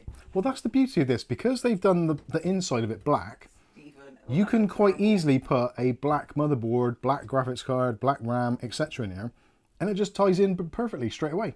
And if you've got any yellow accents, Asus Tough Gaming motherboards, they've got that yellow accent absolutely perfect in here. The MSI Tomahawk motherboard, it's got that kind of little kind of yellowy highlight on the motherboards. Could tie in with this quite nicely. So there's definitely options. Don't worry about it being a funny colour. The inside is all jet black, or like a matte black finish. So you've got no worries there at all. It supports motherboards up to ATX. Also supports back to front boards, Project Zero, whether they're mini or micro or even full-size ATX. So you've got no issues there. Also, another tempered glass side panel there. But you could say no electric shocks. Something which is absolutely, I nearly said fuck, but I'm not going to say that. Something which is flipping excellent is the I/O. So the I/O now is in the sensible position. So down here, so you don't have to like stretch right up and grab it. So you've got a power button, reset button, all color coded as well.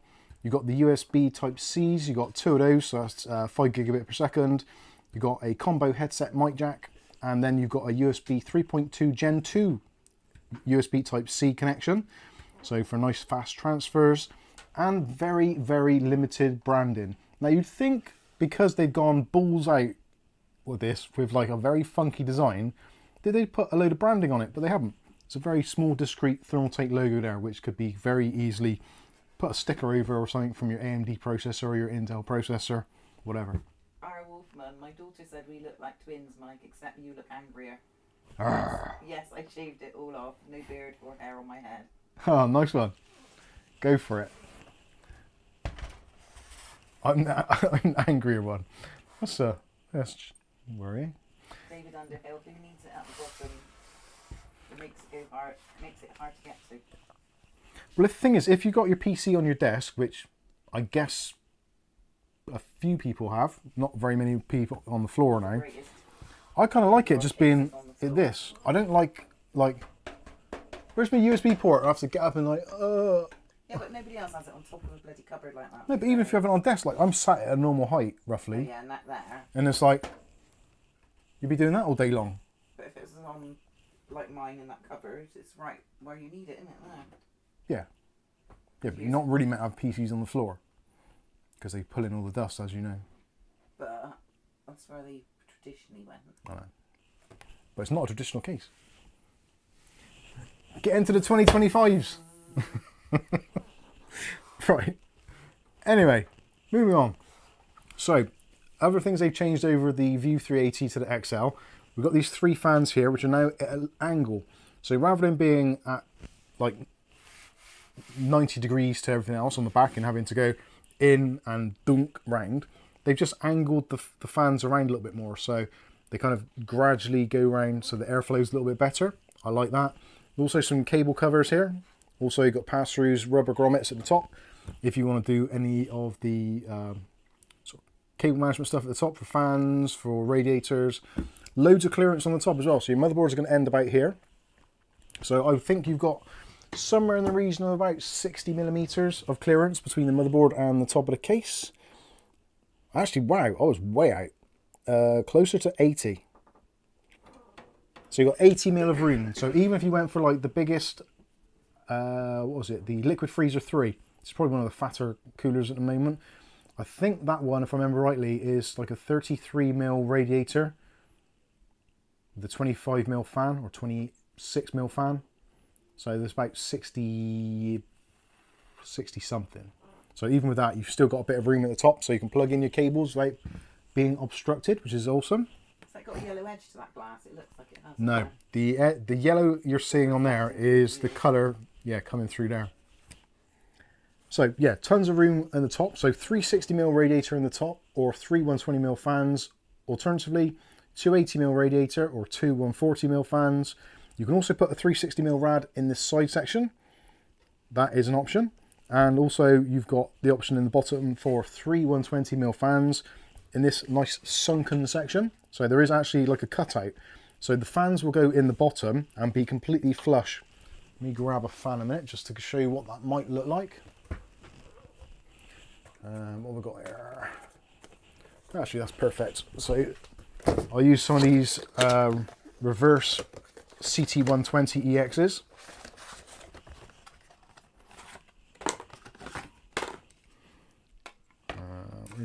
Where's my magnets there? So those would go in the bottom and they just tuck in there. So they're not going to obstruct any of your cables. So when you're plugging in things like your front panel connector, USB 2, USB 3s, HD audio, all that kind of stuff, they're not going to get in the way.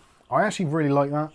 Many times I've seen cases of the fish tank variety where they don't have that clearance at the bottom, and then you end up like wanting to plug something into your motherboard to make a change, and it's like, oh, I've got to take all the fans out. With this, you don't have to. It's all going to be flush. And of course, if you use fans which are black, not white, it's just going to go into there and just look very, very seamless. I like that a lot. Obviously, the Cyberpunk 2080 Ti would look great in here. I haven't, but yeah, I think I know what you mean, actually.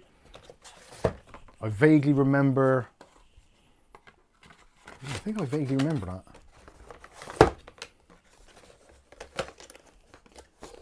2080. Yeah, I think I have seen that. But yeah, it opens up a lot of possibilities. So nice and easy to do that. It comes with the 4 fans included anyway out of the box. So you get the 3 120s there, reverse. You get 1 on the back. All of them are RGB. The only thing I don't like is the fans are DC controlled. Like, you can still control the RPM between 500 RPM, I think it is, up to 1600 RPM. But you just have to tell the motherboard header that it's a DC fan, not a PWM. Honestly, it makes no real difference, but... yeah, that would look awesome. Sorry, just looking at the picture of the Cyberpunk 2080. So yeah, fans are included. Nice quiet fans as well. So you've got no issues there. Moving round to the back. So something which I didn't like on the other 380 is the fact that if you took out the PCI Express blanking plates, which these are in a little bit on the tight side, they are on thumb screws. So let's loosen off a couple of those. You do have the option for putting in vertical mounting, which you couldn't in the 380. But the 380 XL does support vertically mounted GPUs because you can remove the blanking plates and there's nothing actually in the way. So if you want to take all of those out and then vertically mount a GPU with one of those vertical mount adapter kits, you can do very easily. Removable PCI Express brackets as well, which is another upgrade from the 380, because the 380 had those ones you had to bend out, which was weird. Don't know why we've got quality cases in 2025. Actually, let's just take a minute. These screws for the PCI Express brackets are absolutely beautiful. They're knurled. They're thumb screws, but there's also like a rubber gasket around it as well. Just so that if there's any vibrations, it'll soak that up as well. There's little touches to detail like this. It makes me wonder sometimes with Thermaltake, like, who makes their cases? I guess they must do it themselves. But sometimes their case designers are like absolutely on point. Whereas other times they completely seem to drop the ball. And it sometimes makes me think, like, are some of their cases in-house, like Lian Li. So Lian Li do a lot of in-house stuff, but they also do kind of like more mass-produced cases from other manufacturers, such as the 215, which was basically the same as the Gamemax F15. They've had the, what else do they have recently? So I think the View 270 is the same as one of the Antec cases, and a couple of others as well. So I think there is a little bit of that going around, but anyway. Square cutouts on the back, which I'm not too sure how I feel about square cutouts. I think given that this was the Bumblebee edition, it would be nice to have hexagon, like a beehive. Oh, yeah. But I guess there's other colours available. Actually, I haven't mentioned that, have I? There's 4 colours of this available at launch. So you've got the traditional black, you've got the snow white, you've got the Bumblebee yellow, and also there is the sandstone as well, which is like a kind of browny colour with a little bit of kind of bronze in it as well. So options available. Blah, blah, blah. Yeah, square cutouts. Would have preferred to have seen hexagon mesh really personally, but I guess it is what it is. Taking the top apart is pretty simple. So again, thumb screws. So you undo those and you undo those. So the first one is for the main top panel. So that's your ventilation over the top. And if I flip this over, so you can see very few restrictions here when it comes to the actual airflow. So if you've got your fans in there or radiators or whatever, you've got no metal in the way really other than those 2 structural bars, which is awesome. Again, 3 120s or 2 140s, 360 rad, 280 rad, etc, etc. The other side is the plastic section here, which is plastic, believe it or not. And for, okay. We're back. There we go. So that section there comes out, doesn't really cover much, but you'll see why in a minute. And it's because there's 2 screws for this section here. And I might as well undo those while I'm in this general vicinity. What's the price of this case? The case, from what I can tell, at the moment it's retailing for $135. So how that relates to what UK pricing is going to be, I honestly don't know. My assumption is it's going to be, well, I've seen a placeholder price in various places of 125 quid. Whether that is going to be the actual final price, I honestly don't know. Now, something which is worth bearing in mind as well is Thermaltake have got offices globally. So they've got their Taiwan base, they've got their US base, and they've also got bases in Europe. So this, if you're buying it from, or buying it in the UK, it's very, very likely it's come from Germany. So because they're coming from Germany, obviously it's not going to incur tariffs as such. Now, potentially there's tariffs at some point of the whole process. But if the cases are produced in Taiwan and then get exported to Germany, it's obviously going to be cheaper to do that than what it is to send it from Taiwan to the USA. Although the whole Taiwan, China, is it, not, is it, whatever, it's a very murky business. So in the kind of the whole geopolitical stance, I don't know how that works out. But no doubt we will find out at some point. Anyway. So, Mythic Gods is in the Discord. Where do they go for help? Go to tech support channel. If it's for tech support. If not, just post in the general chat your problem and someone will direct you. Hopefully. Moving around to the back of this yellow monstrosity. So this section here, there's a single thumb screw again. Do all three fit in there? Do what? Do all three fit in there? All three what? I don't know.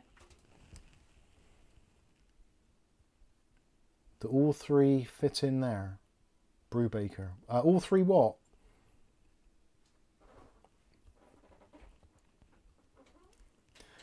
This looks a bit mad. That is some yellow. It is. Yeah, it's glow in the dark. If you turn this off, it actually glows. It doesn't, I'm joking. That would be cooler. So this bit here, it's all perforations on the side. So Del Boy found some paint for that. Is that what you said? Yeah. It glows in the dark. And also the colour matching is really good. It's weird on camera. It doesn't look how it does in real life to my eye, but all the colours match like really, really well. Oh, in the bottom. So those fans, did you only put 2 in? Oh yeah, yeah. 3 fans fit in the bottom. Yeah, sorry. Or potentially a 360mm radiator if you maybe, possibly, depending on what it is. So this section here, obviously, your power supply is going to end up here. You've got your wire in, you've got your USB cables for connecting the front panels, which we've already looked at. You've also got this section here, which is actually quite interesting and also nicely implemented. So 2 screws. You can leave these screws out if you want to. They're only in there for transit purposes, but if you want to leave them in there, it's up to you. There's actually little plastic grommets that hold this panel in place. So you pop that out, and that is basically where you put your hard drives. So 2.5-inch drive there. Let me get a drive to illustrate what I'm trying to say. So, shame I haven't got one of better contrast, but so you can have 2.5-inch drive there. You can have another 2.5-inch drive there, and then you can have another one down here somewhere, or sideways, or whatever. You can also put a 3.5-inch drive at the bottom here, if you want to, but these are only 2.5-inch drives. So you can install 3 2.5-inch drives, or 2 2.5-inch drives and a single 3.5-inch drive. Obviously, if you don't want to install any of them, that's absolutely fine. Also, you've got cable management straps built in. So you've got a cable channel there, you've got all the wiring for the fans, etc. So you've got plenty of room there. There's also a little cutout at the bottom, and this is a cool part. I haven't tried this yet, so I may have egg on face at the moment, so bear with. This is your accessories box, or container. This is actually very cool. Usually when you buy a Thermaltake case, you get like some baggies, if you're lucky, to put all your screws and stuff in. But in this instance, you get a nice little kind of translucent plastic container. So that's got all your bits and pieces in. There's a GPU bracket in here, which you can assemble to support your graphics card. It supports graphics cards up to 420mm in length, CPU coolers up to 160mm in height, and power supplies up to 180mm in width. So you get your BIOS beeper in there. You also get a roll of Thermaltake branded Velcro wrap, so you can cut that to size to fit whatever you want to do or whatever. You get all your spare screws, etc., all in a nice little box. I'm pretty sure this little box actually fits at the bottom of here.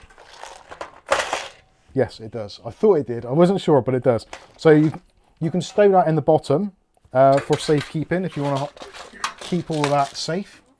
So I think that's a nice little touch that it will fit in there. I thought it did. I said it when I did the review video, but I didn't actually try it, but I was pretty confident that it would do. You said SSDs will fit on that door? Yes. And that's the same as the NZXT-H9. Is it? Same layout? I guess, yeah, same principle for that, yeah. Have a door for the SSDs. To me, it looks like the H9 Flow.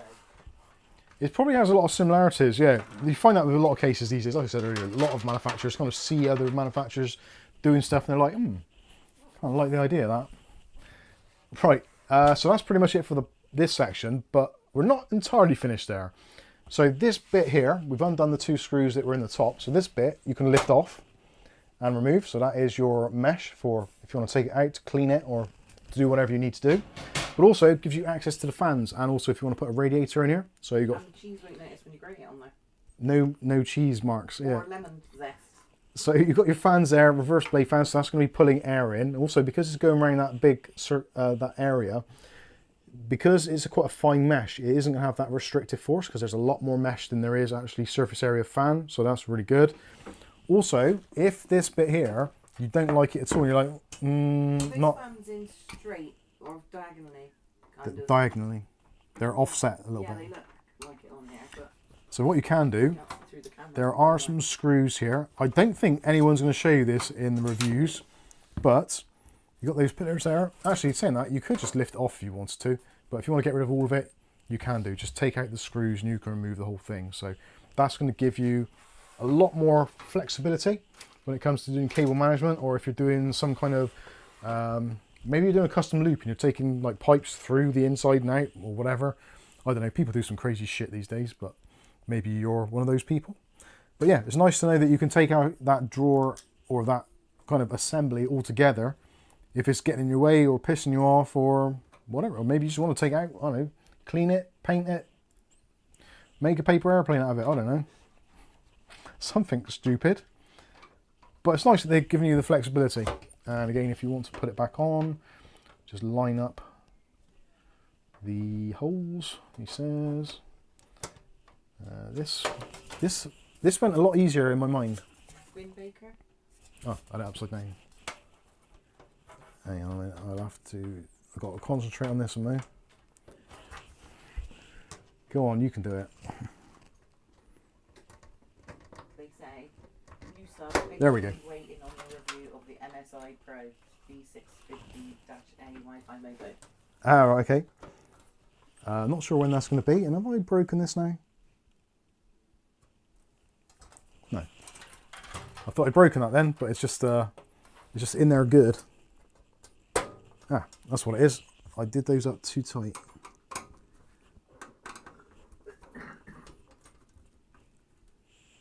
Is that right? Yes, that's right. Okay, so yeah, there we go. So that is that's in there properly now. So yeah, if you want to remove that, you can do. Happy days. Again, the fans you can take out. You can't put bigger fans in, unfortunately. You're stuck to 120s on that side bit. But I think that is part of the kind of the design of the case. So kind of like if you don't like those type of fans there, then you're probably not the sort of person that's going to buy this case anyway. Let's move around to the bottom, said the vicar. So on the bottom, you've got a full-length dust filter, which is a nice mesh one. And again, very, very open design. So you haven't got loads of extra metal getting in the way to restrict your fans. Again, three 120mm fans on the bottom. And also, you've got colour-coded feet as well. All in Bumblebee yellow. And that just locks into place. Happy days. I think that is kind of it, really. There's not really much else I can show you. Other than, yeah, if you've got any questions or anything about this that you wish to know, please let me know in the comments, and I will try and answer your questions to the best of my ability. Patrick LaBelle's in. Patrick LaBelle, how you doing, Patrick? Was it the? I did see your message earlier. Thank you. Was it the JCB yellow case? JCB yellow did it. It's not far off. I think it's almost one of the RAL colours. there's like a almost kind of universal color database done by RAL, and I'm pretty sure this is a RAL color. I'm not sure the exact color code, but it does look to me like when it's one of the RAL colors.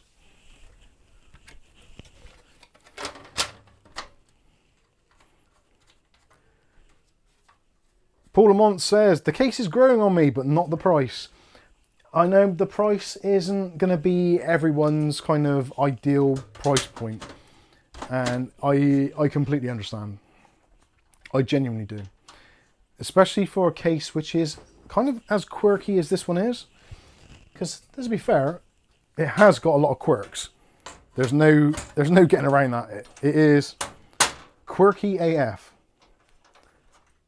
But I think that is also part of the charm. And I think it's also where Thermaltake are kind of very much making a mark for themselves in the PC industry, because there are so many places and so many companies all shelling out these cases, and they're all very, very similar and very samey. There's not really a lot to differentiate them, but Thermaltake have been like, right, we're going to start doing some bold and strong colours on our cases, and we're just going to go with it. And if people don't like it, well, we'll address that. But they were brave enough to do it. I was very surprised to see that there isn't a hydrangea blue version of this. For whatever reason that is. I don't know what the reason is for it. And it's quite wide. And it is, yeah, it's got a little bit of depth to it. So I think it's 17.5 by 17.5 by 11.5, if I remember rightly. I could be wrong. I may need to get my measuring implement out, which only goes up to 16 inches. Can I have the tape measure again, sorry? You'd be lucky, 16 inches. 16 inches in this weather. You'd be lucky. I think it's, was it 470, is that? Let's see. So, about 460 deep. Hydrangea. And we're looking at 11 inches or 285 mil deep or back, wide, whatever you want to look at it. And from the floor, you're looking at 18.5 inches or 470 mil. So yeah, it wasn't too far off. Feet look a little bit of a different colour. 18.5. No, they actually. It is actually the same as the shadow. When I'm looking like in different lights, sometimes they do look slightly different. See it. It's just a shadow of it. But I think it must be the shadow. It's they're slightly set inside, aren't they? The colour match, as far as I'm concerned, looking at it, looks absolutely spot on. And our Wolfman said, how are the feet in the rubber pants? The feet are plastic. Actually, that one's a little bit on the loose side. I think that might have been my fault. Because I did slightly... well, I'm not going to go into too much detail, but yeah, the feet are removable. There's a screw in there, and there's like a foam pad in there, so yeah, it's pretty much usable. Does it come in green or red? It doesn't come in green, and it doesn't come in red yet. At the moment. Who knows? Like I said in the review, the thing is with Thermaltake, you never really know what they're going to be coming out with next. They like to change things up. Again, I was really, really surprised that there isn't a hydrangea blue at the time of launch, which seems bizarre because like hydrangea blue is their 2025 kind of anniversary color, or is it 2024? That was 2024, wasn't it? I think. So maybe that's only Christmas last week, babe. Yeah, that's true. Yeah, I think that's what I'm thinking about. It was last year, wasn't it? So yeah, I don't know why there isn't hydrangea blue. Maybe because they did that last year. They're probably, well, I can't imagine there being a racing green. They might do. I would almost put money on there being a pink one. I think that is a very, very high likelihood of happening. Again, I don't know. I've got no insider information whatsoever. Adam from Thermaltake UK, who's sometimes in the streams, he's on holiday at the moment, so I don't think he's going to be with us tonight. But yeah, he, like everybody else in the industry, he kind of gets the information at the last minute, like we all do. So he kind of gets briefed, obviously, of what is coming up. But with everything that's going on in the world at the moment, supply constraints and all the tariffs, and I get bored of saying it, but it does have an effect, especially for global companies. So obviously a lot of companies are looking at their American exports, and the American market is a massive market. It really is for the PC components. A massive market. Looks kind of orangish to me, Rick Valley Bob. It's definitely yellow. It's definitely yellow, but but if you look there, that looks quite orange. Yeah, Screwdriver it's very much a warmer yellow. So that is quite a warm yellow, and this, I would say, that's more of a G. On there, look, it's showing up as orange, but it depends what light you're in. Let me get something from DeWalt, because DeWalt is a pretty recognisable colour. What have I got from DeWalt? Mr. DeWalt! Battery doing it. Yeah, but they're not genuine, are they? So there's a non-genuine DeWalt battery. You see the yellow on the side. So that is the kind of DeWalt yellow. That's the copy yellow from JCB Tools. And there's a genuine DeWalt battery. So that's definitely an orange, or more orangey yellow. And that is the DeWalt yellow. So there's that coming across on the screen. Yeah, it's definitely, I would say, a DeWalt yellow. This is screaming out to be a DeWalt PC build. It really is. It would look good in black, really. There is a black version. Red would be quite striking. The gravel sand one looks awful, Dutch jam. I don't like the gravel sand, I'll be honest with you. Deep sea blue.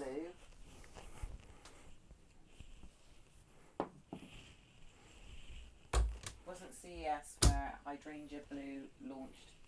Yes. On TR100. Correct. Yes. Actually, I think Hydraulic Blue came out first of all on. I'm sure it's last year. I think the View 270 and. Rick bought one, didn't he? Rick 8. Yeah, Rick bought one. I'm sure he bought the View 270. I think that was the first Hydraulic Blue case. The TR100 was announced at the same time, but it didn't come out for a long time after that. Alexa says a pink version would be nice. A few of my favourite things are pink.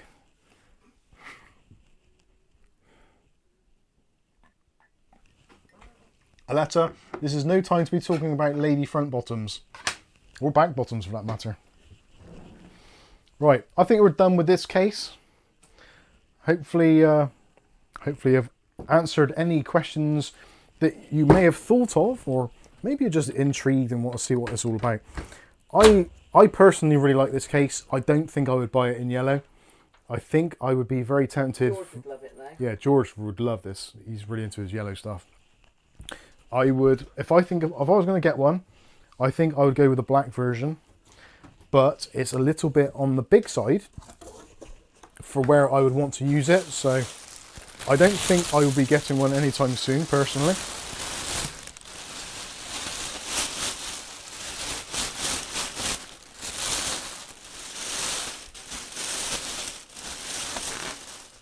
Yeah, I think it's a nice case. They've certainly ticked quite a few of the boxes which people were asking for. Rick says I have the 270 in the Hydraulic Blue.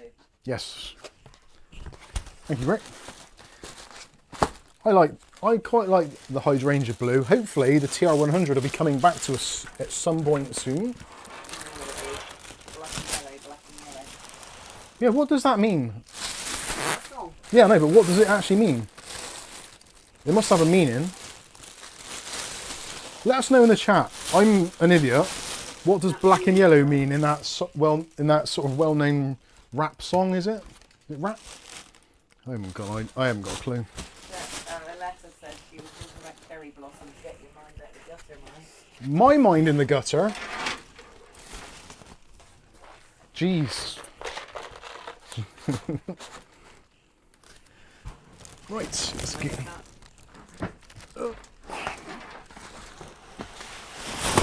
Oh, that's what I did last time, and that's why I think I might have damaged that foot. Didn't the last thing have that same polystyrene that kind of just slides? It did. And gathers speed as it goes Right. down. Headphone users, you know I love you. We haven't got a poppy in there, have we, to move? John Davis, so Mike, are there any other Thermaltake cases around £100 that support 360 rad? Yeah, the Series 500, that'll support a 420 rad.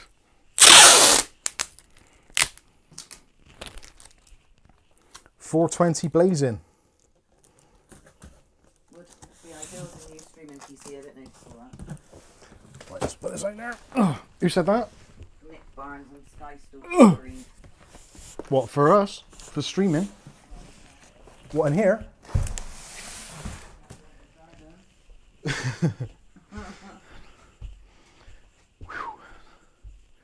Getting too old for this. I'll be older next week. Inside cases, different colours. I wish they made inside cases different colours. Yeah. Lovely sounding headset.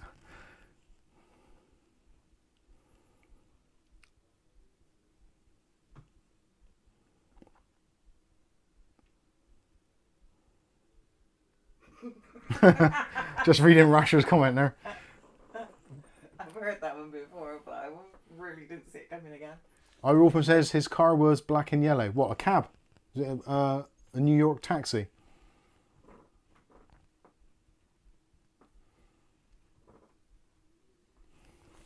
We used to have a cat called Punchy. Nick Barnes says, be ideal as a stream PC.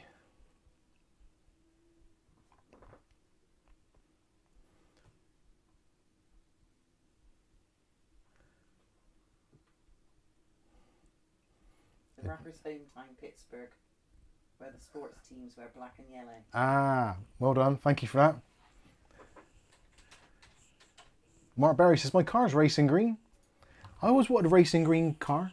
I always wanted a Jag in green. British Racing Green Jaguar. But I don't think it's ever going to happen. Sad times.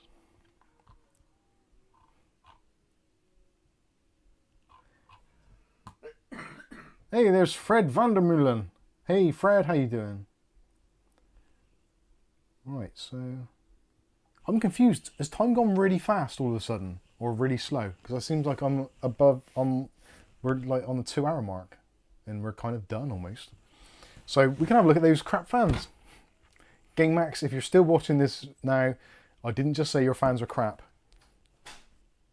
Good value fans. I might have done. These fans puzzle me. I don't know how much they were actually. So, we did look at these fans online, and it does appear that these, for some reason, are 30 quid for 3. Which I kind of don't really understand. Because if they are what I think they are, we've actually bought exactly the same fans, and I think I've got them up there still, from... Actually, I'm going to get the other fans anyway, just because I don't think my back's going to last much longer, so I'm going to do it now whilst I still can. Oh, which one? This one? Yeah. I think it's that chair which does it. Actually, let's go with the upright chair. Right, I'm just going to swap chairs over a minute, ladies and gentlemen, because this chair is about as supportive as... I nearly said something to get me into a lot of trouble then, but I'm not going to say it. Was it nasty about me? It was. It wasn't, I'll tell you after the stream.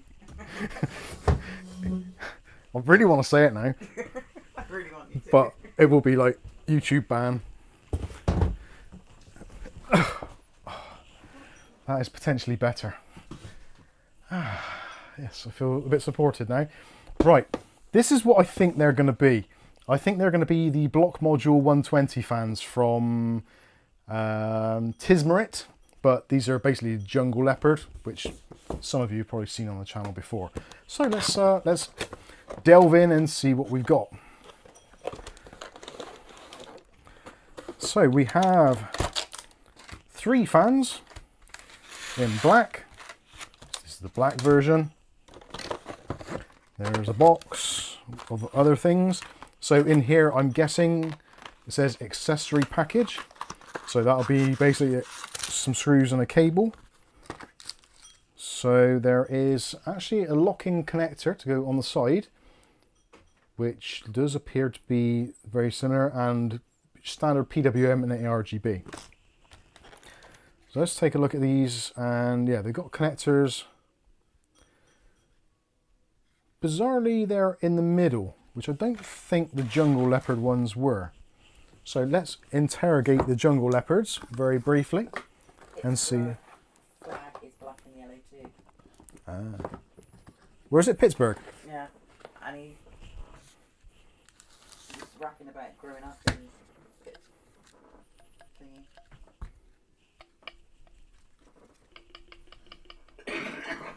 Excuse me. Similarities? Anybody? Slightly different design of the frame and the lighting, but kind of similar. The lock-in mechanism is definitely different. So yeah, there are some differences, but they do look very similar. I'm sure these were about 15, 20 quid from AliExpress. But then saying that, if you bought these Gameax ones on AliExpress, they're probably going to be 20 quid anyway. So yeah. Let's see how well they lock together, shall we? And then we'll plug them in and see how noisy they are. So do I need to pull those off first? I might as well. Do the peel. And do the peel. Oh, there's a peel in the middle as well. And another peel. More stuff to go in the recycling, which isn't meant to go in the recycling, but I put it in there anyway just to piss them off.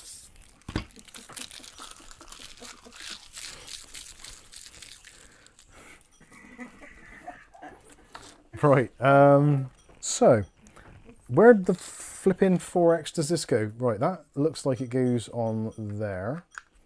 And then, oh, that locks into position. So that's kind of nice. So the lock-in mechanism is in a slightly different position, I think, than the other ones. So that's kind of okay. And these slot together with, so you've got a male protrusion and you have a female intrusion. So those just lock together. Actually, that's good for a gaming PC. I think they probably will be, but I honestly don't know at the moment. This is my initial look. Yeah, they seem to go together quite nicely. Arguably, actually, probably some of the easiest ones I've put together, other than the magnetic ones. Hey, Candy. So certainly I've got that going from them. You ready for bed? So that's quite positive. And I'm going to plug these into the PC behind me. So hopefully these work and don't want to blow up my computer. Otherwise, the stream is going to end very, very prematurely. Hey, Candy. Generic Chinese fans, says Viali. They kind of are, but they maybe aren't as well. But I think they probably are. Bank. I don't like the metal look on the fan side, says Dutch Jan. Well, let's have a look and see. Metal, or is it mirrored? It's a mirror finish.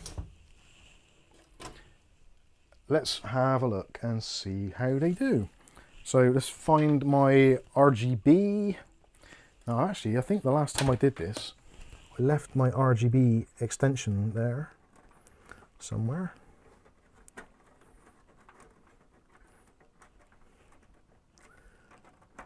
Oh, come on, you butthead. There we go. I got fed up of unplugging my addressable RGB connections all the time.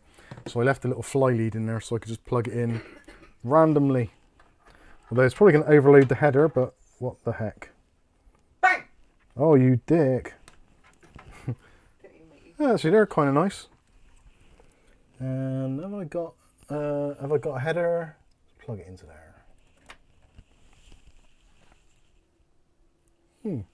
They're quite nice and quiet. Actually, surprisingly, they do seem to be moving quite a lot of air. You can just about hear it.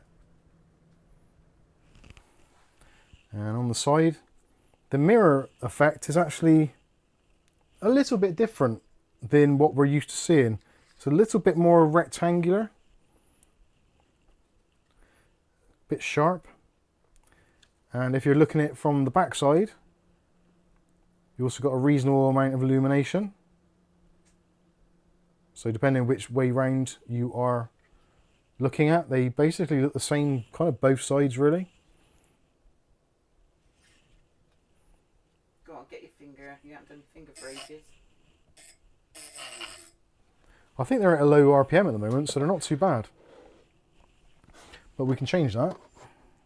Do you private instead then? Put me Todger in there. That'd be fun. For the viewers, not for me. Come on, right. They're surprisingly good looking. Yeah, they are actually not bad. I don't know if they're worth 30 quid, but...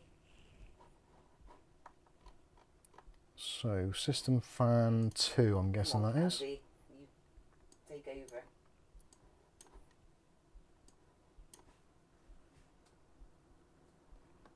Here we go. Right, we're going to take them up to the top, see how fast they get. I'm going to guess 1600 RPM.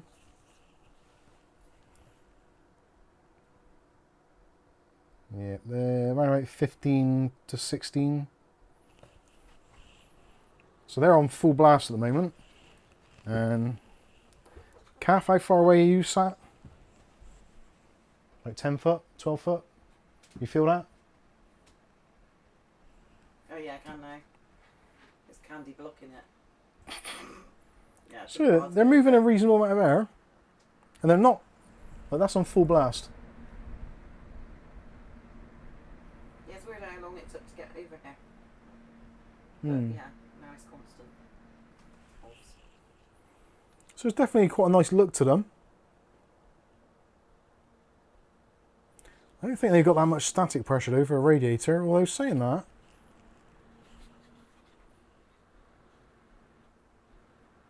Yeah. They actually have got a reasonable amount of static pressure, seemingly. Yeah, really does make it want to push against that. So yeah, I think they're actually not too bad. That's pretty reasonable noise for full blast. It is actually, yeah. Like that's with it blowing straight at me. She's hunting, tell her letter she was hunting for a bed. Yeah, she's looking for a bed. She goes to bed about 10:30. Candy comes in and hunts for a bed. She goes to bed about 10:30. And it is actually 10:30. Yeah. She in that box over there? Yeah, behind the monitor. So I think those have gone quite nice. Can you turn the light out a minute, Calf? Sorry. We'll see how they look in reduced lighting.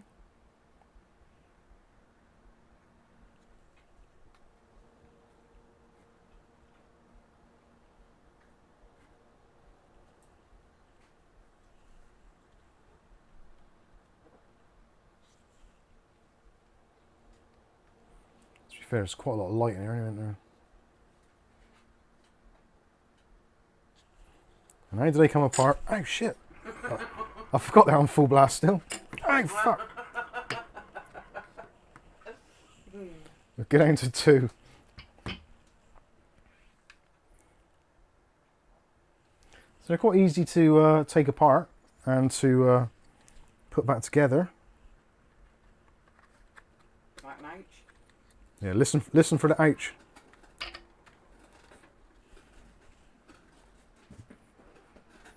I'm moderately impressed with that. That's Candy eating a box. I'm not going to use that to cool my graphics card. Oh no, it's a bit too tall.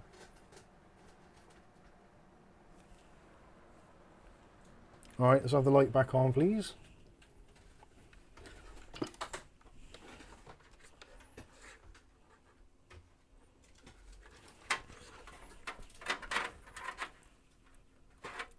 Tuck my wires in. They look a lot like those from AliExpress, but with better cable in. Yeah.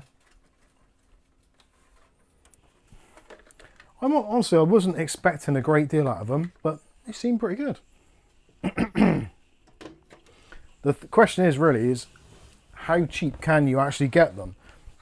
Because quite often, like Amazon do take the piss a bit, don't they, with pricing. So let's where's my mouse? Let's have a look on AliExpress. So I'm pretty sure AliExpress do Gameax stuff. I'll just have a quick look-see. No, I don't want to subscribe bits off. Gamemax. What are these called? They are called, he says, looking around for the box, FN12. FN12A-S31. S31. Let's have a look for FN12. No. Nothing for Max on there. Gameax fans, no. Lian Lee. No, not again. Anything on AliExpress for that? So let's have a look globally. Where are we? Gamemax FN12.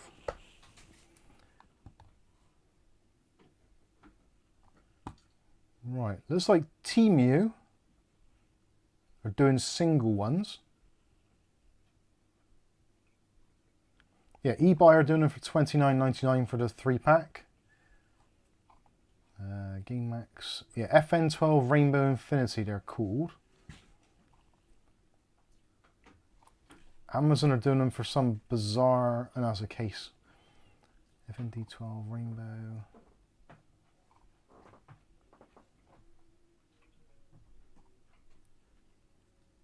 Yeah, eBay are asking some silly money for them. Where's that from? Yeah, it seems that, well, eBuy are doing it for $29.99, and AWDIT here in the UK are doing it for $37.99, which seems a lot of money. Now, I'm pretty sure that these are the Prism 7 Pro from Jungle Leopard. Also, they're the same as the Tucer. Actually, no, they're 2000 RPM, so that can't be done. They've got similar selections. There's a lot of fans of a very, very similar design on AliExpress, like the Prism 4, Prism 5, Prism 6, 7, etc. There's so many different versions of them. Black, regular. So, I honestly don't know. I think, if I'm completely honest with you, I think they're probably overpriced in the UK market. I'm gonna go out on a limb and say they are probably the Jungle Leopard ones, just rebadged. I could be completely wrong on that, but the assembly and the whole thing does look very, very similar.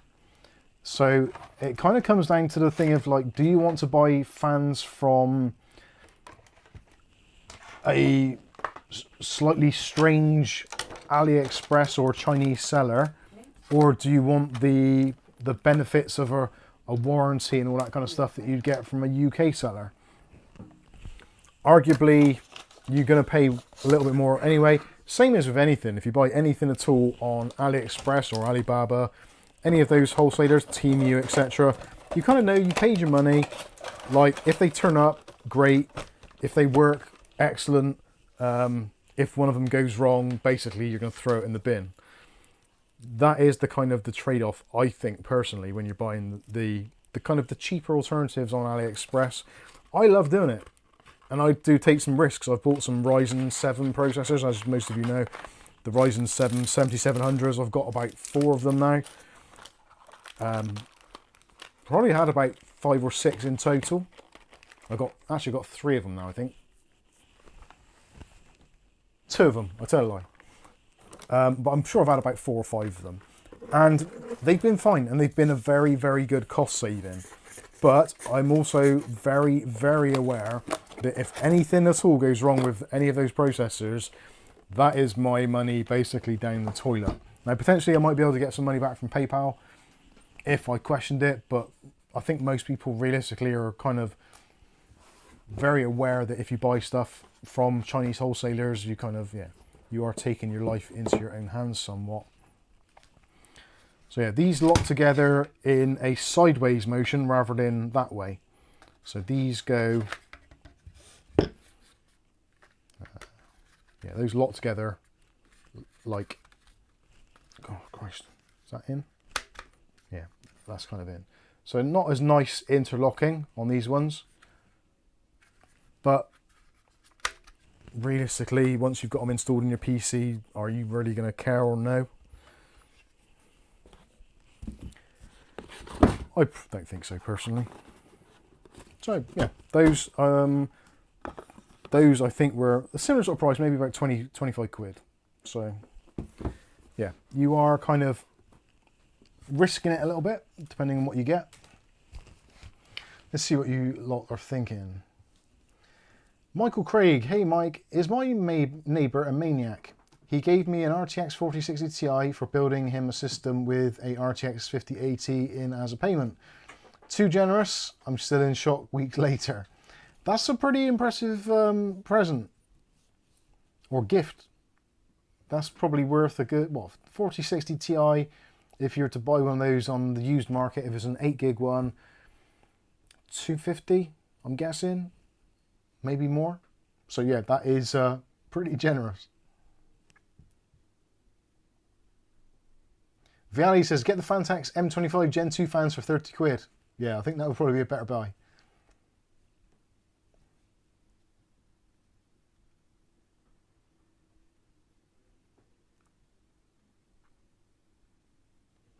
Arnold G says, a dumbass on Discord bought a 5070 Ti on Fakebook and it's not working. Anyone?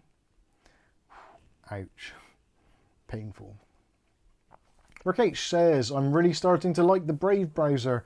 I'll be honest with you, I actually use Brave quite often these days. I quite like it, especially if I'm watching any sort of longer form content where you get adverts and stuff. Yeah, it does weed out a lot of that, and it does seem to be less process intensive, although I still do get the oh snap moments on it time to time. You haven't got enough tabs open, that's your problem. I need to open more tabs, yeah. I don't seem to get that.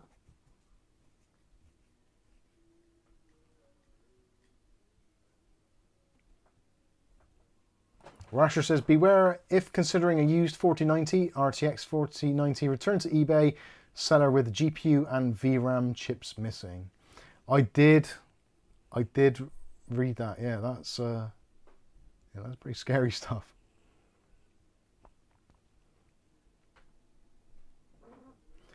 Gamer World YouTube says, I get an O-snap on YouTube sometimes myself. More often you'll get it in a live stream. There seems to be a bug in the live stream chat, I believe. So if you don't have live chat open, it won't happen. But if you have live chat open and you're interacting with live chat, it just seems to have some sort of memory buffer and it goes nuts.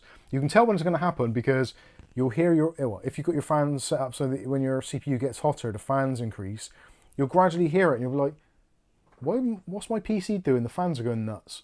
It's almost like it used to be when it used to run the Windows Index Experience, or sorry, the Windows Experience Index in the background, and it was just like if your PC was idle, it'd run it just to see how fast your PC was, to give you a score out of 10. And you'd be like, what's going on? Why is my PC doing that? But yeah, it seems to do that now.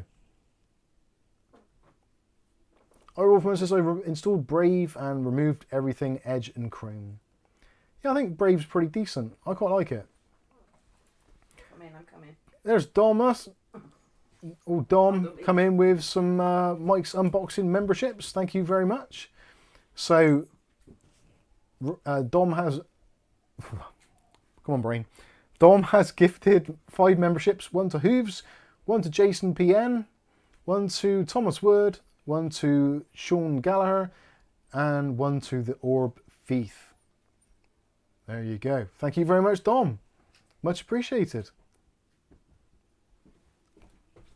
Mark Berry says, I use this, I watch this on a Fire Stick on my TV and the stream's great.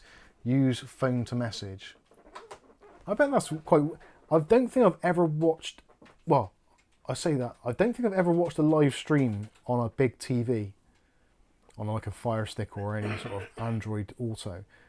I don't think, I've not watched a live stream. I've watched a little bit of YouTube content.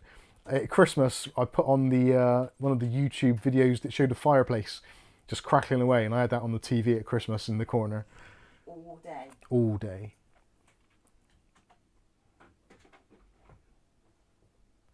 Mark Gaines says, I'm on an Android device, no problems with live chat. Yeah, I wonder if that is a thing, whether it is a Windows thing, or whether it's an Android thing, or whether it's an iPhone thing. I don't think I've ever seen the O-Snap on a phone. So it must be a PC thing.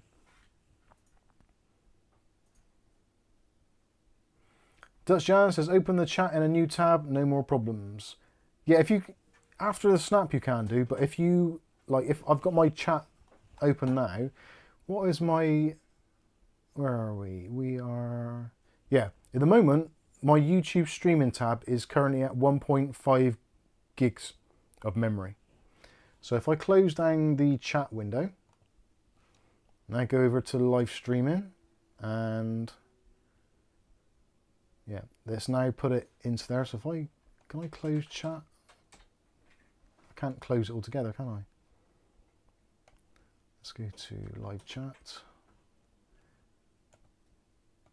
So Fred's yeah, 1.5. Yeah. Good for a gaming PC again. Yes.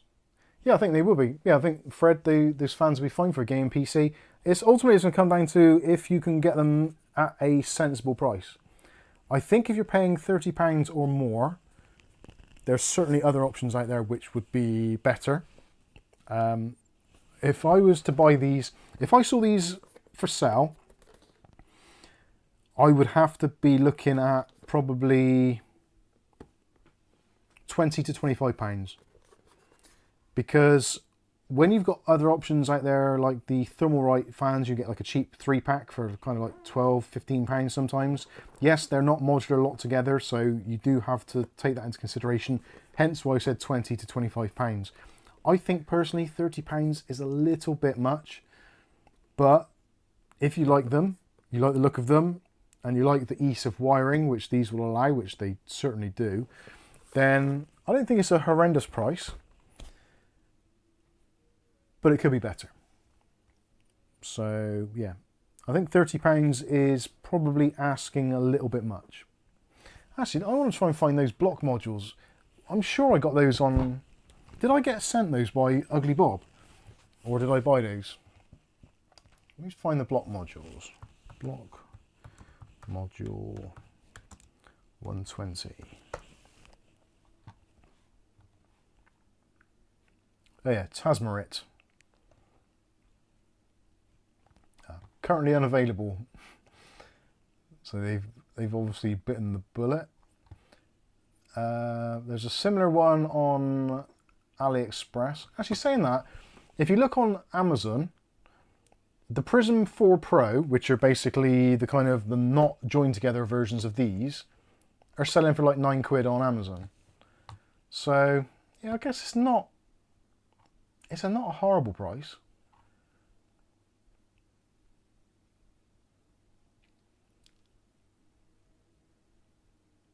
Yeah, it's funny, there's another company which does the same sort of thing. Actually, let me show you what I'm looking at. Pop out chat, is that still working? Oh, I forgot how that opens still. No, pop out chat isn't working now, is it? Because I closed it and yeah, it was not, oh well, I'm not going to get any pop out chat. Rasher says, if anyone's got any ideas on how to correct cosmetic surgery that went horribly wrong, please get in contact, because at the moment he's all ears.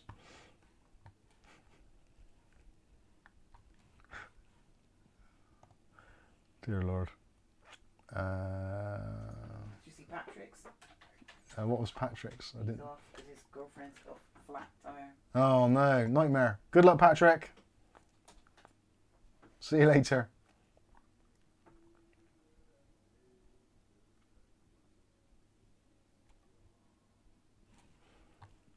Yeah, I can't show you the screen at the moment because unfortunately I'm kind of logged into Amazon, so that isn't going to be helpful. But yeah, there's another company doing the similar sort of thing, but not joined together fans, but they come with a hub for £39.99. So I guess it's not a horrible price. £30 is, I don't know, there's just something about it which makes me think that it's not a good enough price. I think it's because I've been spoilt with the AliExpress bargains. I think that's what is doing it. Let me look on AliExpress. What are they called? Block module.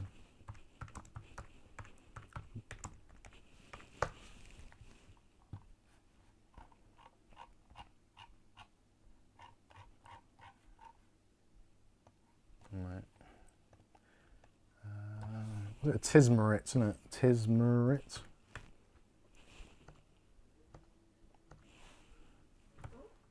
Tismerit fans.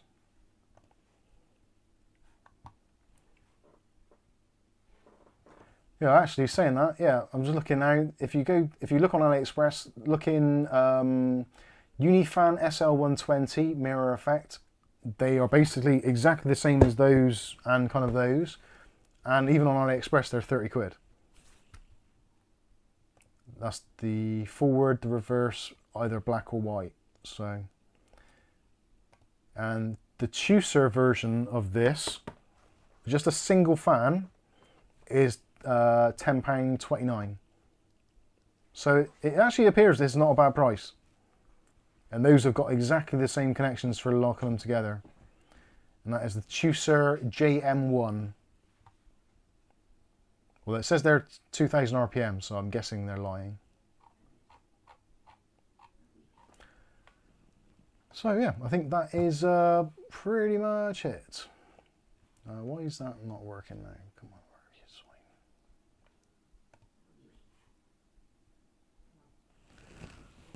swine. Okay, have I missed anything chat-wise? Don't think I have. John David Sullivan says, dogs can operate MRI machines, but cats scan. Very good.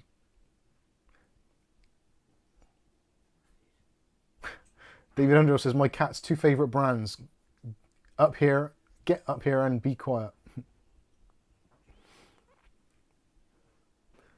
Oh dear. Right, I think I've pretty much exhausted the chat for now. So all is left for me to say is thank you so much for all of you that have joined us on tonight's stream. Hopefully you've enjoyed it.